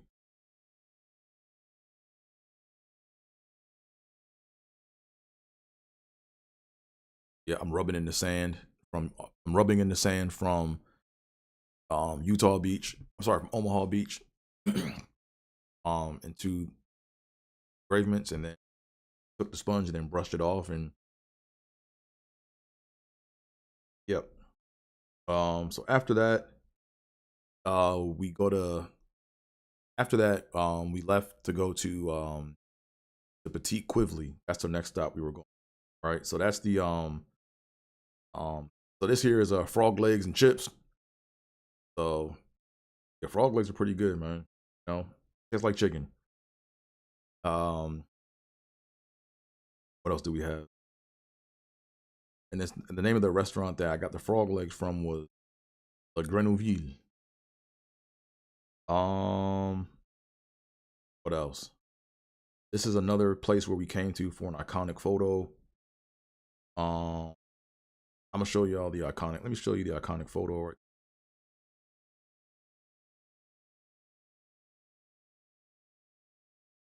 This is that photo here at the bottom that you're looking at. So this is us here, kind of at Quively, and this is that in no, so I'm sorry, this is all in Rouen. My bad. So this is like where they marched at in Rouen, and this is them there, but they built a structure there. But if you look through there, it's still the same behind that wall. And then this is us here, trying to recreate that image here. Same monument.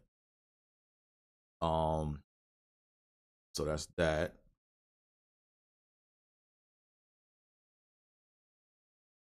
Hey, we're getting there, guys, man. Thanks for being patient with me. I appreciate y'all. Like I said, I had to go through and get all these photos or get this out here. Like, one of the main reasons why I wanted to do this is because like a lot of people, you know, they wanted to like, they were asking me about my trip. They were asking me like how things were, and this way it's like they just come to my YouTube channel and page. They can see all the photos that I took and everything, you know. But man, real quick, let me rap for so real funny, man. Man, shout out to, on our trip we had this bus driver. His name was Klaus. I think I got a picture of Klaus. I'm gonna try to find it. Klaus was I think he was from, where was Klaus from? I want to say Klaus was either from not Denmark, but he was from I think Klaus was from the Netherlands. And he was like he was our bus driver. Come on, Dre. He was our bus driver. Man, this dude was MVP of like the bus driving, man. This dude did magic tricks with that bus, man. That tour bus, with the way he was like turning them streets all up in all over in like Normandy and out in Rouen. Like, man, he was cutting that wheel, man, and just doing magic with that bus, man. Shout out to Klaus, man. Klaus did his thing, man. the photos. So forgot what happened here, but anyways, what else? This is us at Petit Quively, right? So this was where the 688 posted up in France, actually help resolve the backlog mail issue. So this was a pretty like emotional spot too for I think everybody, because I mean this was where for a fact where they actually did some of the mail resolution stuff, right? Or where they actually worked on the mail at, right? So and what they did a lot of times on the tour was they would kind of just like walk you around, and then they would kind of say, okay, stop where you're standing, or stop where you're at. Where you're standing is where your ancestors were. It's like, oh wow. So this was one of those moments right here.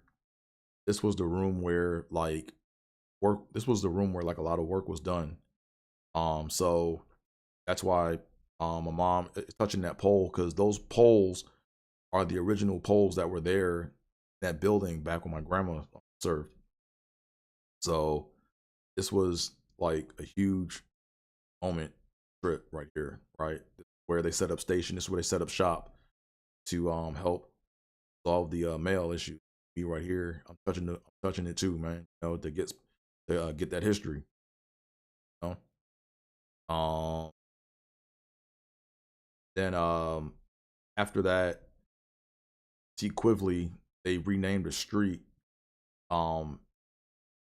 area after they renamed the street after they named the street after they renamed the street for Major Cherry Adams, and there was a big ceremony they had for it. That was dope. And afterwards there were refreshments afterwards. The one thing that was interesting about the ceremony part was afterwards they were playing so this is them right there, like kind of like they had like a little mini concert, and then they basically sang the national anthem. But what was funny was, or interesting was, they how should I put it, they played like they played the national anthem 3 times. First they sang it in French. First they sang it American or English. Second time they sang it in French, and then they did it again French a third time, but it was like a little longer. So what happened was they played the whole uninterrupted, unadulterated version of the national anthem, which trash, because basically it talks about like slaves and stuff, black slaves or whatever. So that was pretty interesting. I'm not sure if they realized, cause I caught on to that, like me and a few other people caught on to that, and we actually like called it out to our local team, like privately. But other than that, man, like it was a beautiful ceremony. I took a picture of this YMCA cut because my grandma lived in the YMCA back in Buffalo. She loved the Y. So I took a picture of that. This is the ceremony here. Afterwards, we had like refreshments and stuff. And then after that, I believe is where we left to Paris. We went back to Rouen. And this is us like downtown in Rouen, just like walking around. Trying to find this one picture right quick.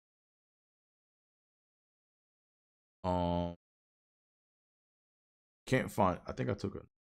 Here, this is it.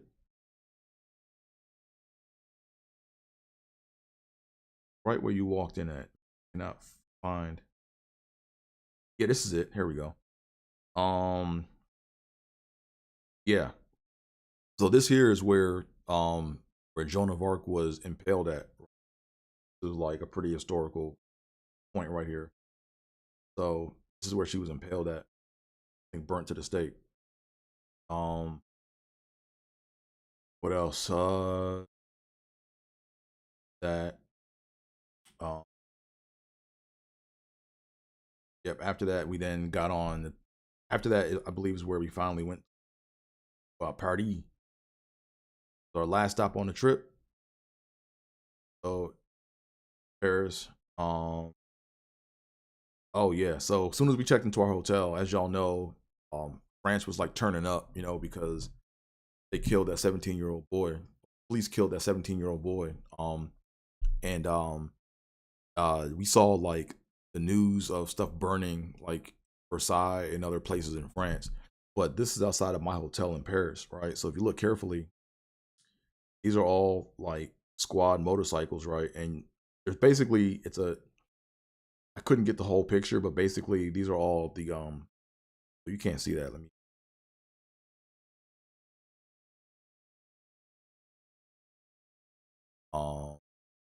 yeah, so this is outside my window.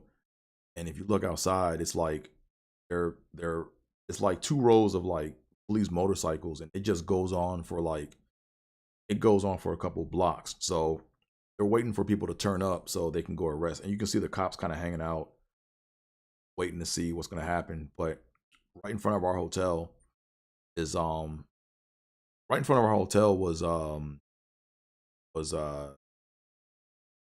basically a like massive protest. It was like a huge protest in front of our hotel. So we were kind of scared that stuff was gonna like pop off. Nothing really popped off around us like that, so we were cool. After that, the metro system here in Paris.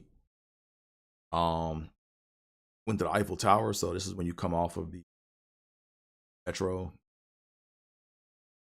Eiffel Tower. So we actually got onto the Eiffel Tower. So we basically walked all the way down, which was a long walk to get to the Eiffel Tower. We got down there, and then paid to get to the top, So we paid. We finally got on to the second level, had to get to the next level. But to me, like I said, I'm glad I did it at least once, but I wouldn't do Eiffel Tower again. It's cool to look at or to go see it from afar, but to get on it, man, it's just a lot of hassle. And then get up there, it's like, at the second level, things are open so you can see. But if you go to the very, very top, it's like you really can't. It's like everything's kind of like glassed off. It's real small at the top, as you would imagine. So, and then of course it's like gated off. That's my mom right there.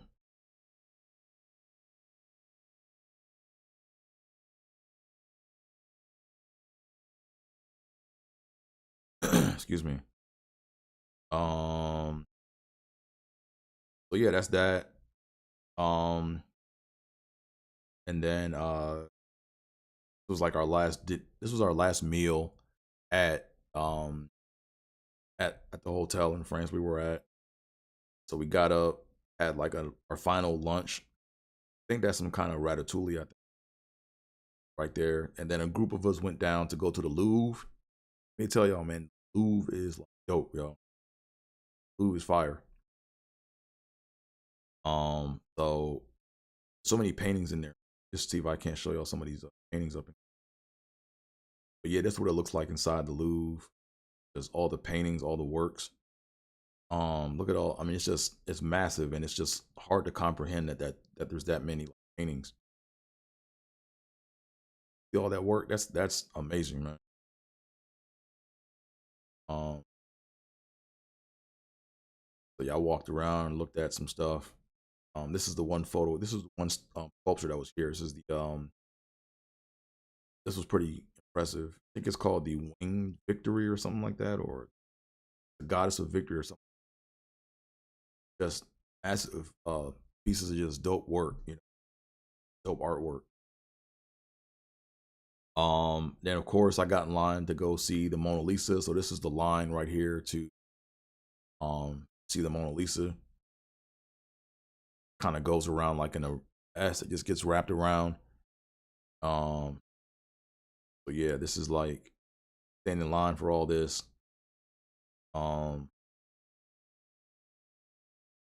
Yeah, nah, just super impressive, man. So this is me right there. I'm getting closer and closer. Um, Finally get to the point where like right up there, and they had guards on like both sides of the pit. So right there, there's a lady right there in the white shirt. She's a guard.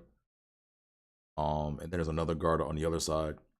But it's funny, man, because like little kids, man, like one little kid like cut the rope and tried to go, or not, they ducked under the rope and tried to get real close to the painting, and then the guards got aggressive and said, "No, you got to go. You can't do that. You got to leave." And then the dad was trying to tell the guard, "Hey, look, it's just a kid." She was like, "I don't care. Y'all got to go." You know, it was crazy how. But the painting's not that big, man. It's a pretty small painting. I didn't know it was that. Think of it being a huge painting, but it's pretty like small. That's it. Um, yeah, that's the Mona Lisa. And then ran out. Oh, this is still so like I ran to the other side because I wanted to see the sculptures. So one side of the Louvre is paintings, pretty much. The other side is pretty much sculptures. So I didn't have time to really run through on this one. This one was pretty impressive. And then this is the outside of the Louvre. I've seen this in so many textbooks, so I'm glad I got to finally come here to actually point to this and see this. That was pretty cool. Um, then this is the outside of my hotel that we stayed in. We stayed in the Crown Plaza, France. So this was a pretty dope view of my hotel, or looking out on the courtyard. Um, then nighttime. This was interesting, but there's a restaurant called Indiana, right? Grandma's name is Indiana. So we were gonna eat there, but we saw that it was just like it was like American food. So we were like, nah, we want to get the French cuisine out here. So we went to another restaurant. But nah, that's crazy that my grandma served over there and her name's Indiana. So I thought that was pretty interesting. Um and that was pretty much it, you know. Last night of our tour, um like we all like there was a few of us that just said, you know what, we're just gonna stay up, man, because we got to get up and be on this flight at 5 o'clock in the morning.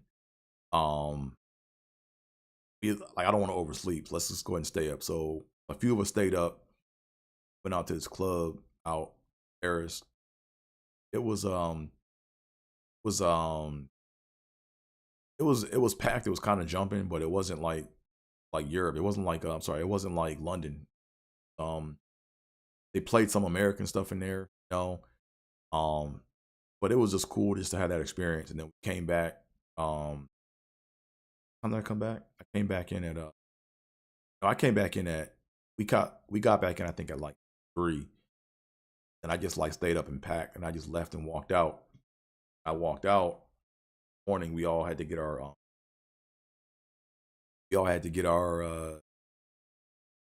it's like a shuttle ride that was supposed to come get us at different times in the morning, and someone took the wrong shuttle in the morning, and it kind of threw everything off. So then Talia had to then go out and schedule us all Uber, and then I believe me and Tasha on she was on a trip. We got our Uber to the airport. Uber driver wouldn't drop me to my terminal, so she tried to talk to him in French because she knows French.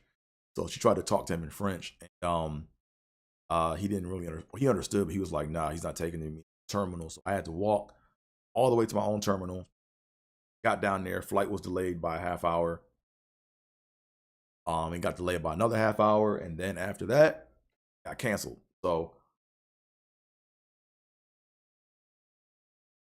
when it got canceled, um, I had to basically go through this whole process. It took me like 4 hours to get out of that airport, but I had to I had to go through border police again, and I had to get my luggage. Then we had to wait on the bus to take us back to the hotel they booked us for cancellation.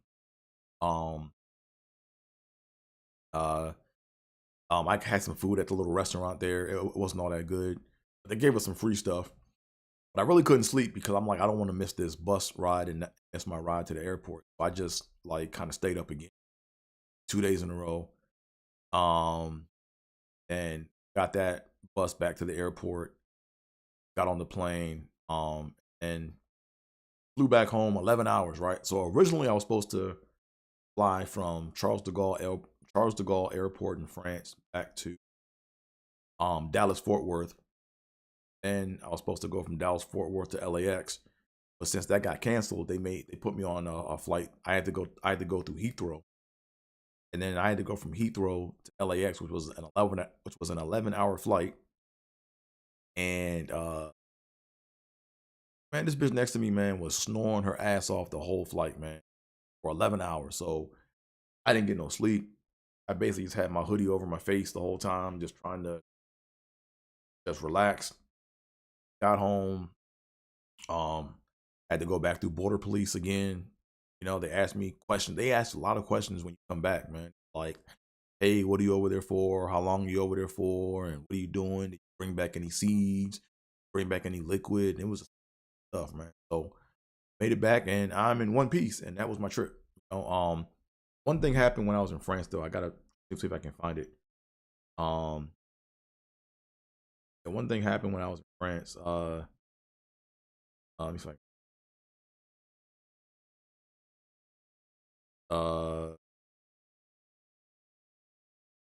One thing happened in France. I gotta find it right quick.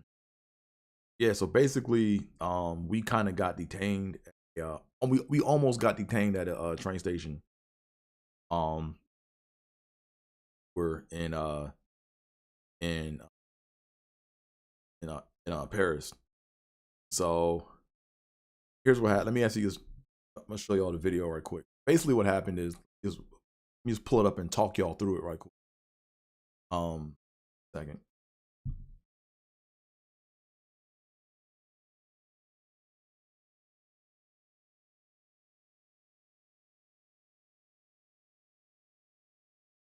So right now, what you're looking at is looking at like acting with. We're interacting right now. A police authority or the authorities or the train police. My mom basically captured all that. Guys in the blue shirts are basically the train police, metro police or whatever. So, so let me actually tell y'all what happened, right? So what happened was they have these, like the way things work in France on their train system, like very petty, right? Like basically what happens is, you basically have to buy like a ticket, like a little strip of paper, and you can either buy a one-way ticket or an all-day pass, but there's no round trip, you know? And they want the money for the round trip. The round trip is like, I mean, not round trip, but the all-day pass is like a little too much, right? Like if you're only trying to go to Eiffel Tower or Louvre, it doesn't really make sense to buy that because you're only going to use it once for a round trip. So you're really paying an all-day fee for a round trip pass, right? So anyways, what happened was we bought these little slips or whatever, and I got everyone's like train ticket or whatever because it was like maybe $2 for like one way. And then on the way back, I think it was Crystal. Crystal basically thought, hey, what if this works? Like, you know, we can get back with this, right? So so she put hers through, and the doors, like the plastic sliding doors, kind of opened up. You know, they opened up like partially. She walked through, and then she goes, hey guys, I think your ticket works both ways. So Kyra then tried it, and the doors kind of half opened or whatever, and she walked through, you know. So as they're doing that, there's a train police guy on the other side, and he's basically watching us, and he's like, hey, you know, your ticket's now validated, so you committed a felony, you know, pay this fine or I'm calling the police. Or no, he said he already called the police, but you know, you're gonna have to pay a fine, right? And the fine was like 60 euro, right? So from going to having to pay 2 euros to 60 euros a piece was like a stretch. So we tried to explain to him, hey, look, no, the door opened up. we thought we were good. So we automatically assumed that we could buy or repurchase tickets and then be done. So the trained police guy let us buy the tickets again, but didn't tell us that y'all still broke the law. So I bought like 3 new little one-way passes for like, the people that went through, and he was like, nah, that's still no good, like you still got through with an invalid ticket. So saw in the video was like a lot of back and forth, a lot of confusion. There was another group that had the same issue. So long story short, man, I went ahead and just like, paid the fee for like 3 people because I did not want to get hemmed up with the police in a cell in France. Like, I don't want to deal with that. So that was pretty interesting, but they were pretty petty, man. Like, first it was a white dude that caught us, and then he got like a light-skinned dude that came over, and then he said the same thing. And then we saw a brother that looked like us. I was like, oh shit, he might look out for us. We tried to explain that to him, and then he basically said the same shit. And then there was a lady that came through with like a little ticket read thing, and I just went ahead and paid so we could get the fuck up out of there, man. That was too much time, man. And I didn't want to have the chance of running into getting detained, so that was that. But all that being said, man, I've been on here for 2.5 hours. This is the longest episode I've ever done. But like I said, I think it was worth it. I hope you guys enjoyed it. I hope you appreciate content that I put out here, to show and to commemorate journey of 6818. One other note I wanted to make out was one other note I wanted to kind of state was like, shout out to all the people that went on the tour, man. It was dope to see like a variety of people like with different backgrounds. Like I said earlier, had like different types of scholars, historians, had podcasters, songwriters, singers, songwriters, playwriters, screenwriters, comedians, like, what I'm saying? It was all these different. It was cool to see everyone kind of come together and celebrate the journey of women of the 6818. Now the one thing that I wish I did beforehand, so many things are running through my mind right now, but I'll probably get to a next episode, man. But one thing that I wish I did before I went on the trip was I wish that I watched Band of Brothers, because to actually see a TV series made about what we were gonna go see, it would have probably I think it would have been like a little different to like know, okay, this is where this happened at, because there were people on the tour that were asking questions about certain characters,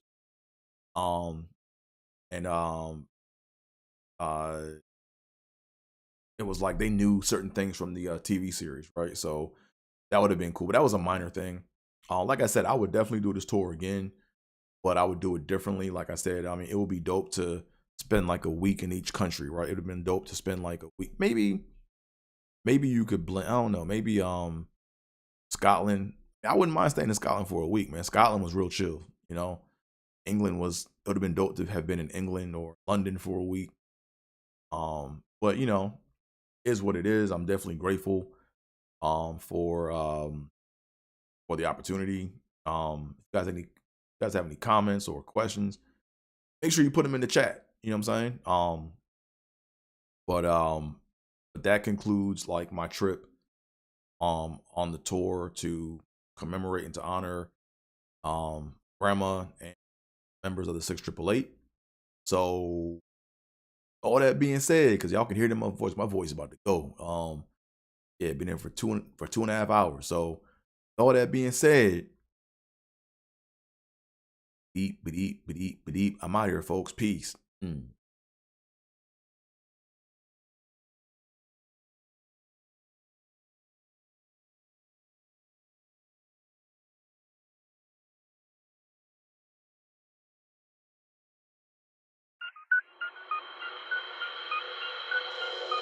Yep, Trippin with Theobold.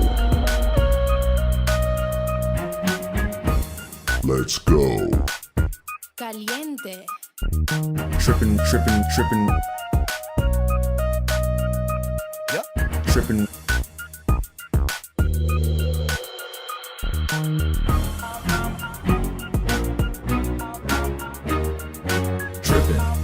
Trippin'. Trippin' with Theobold. Trippin' with Theobold.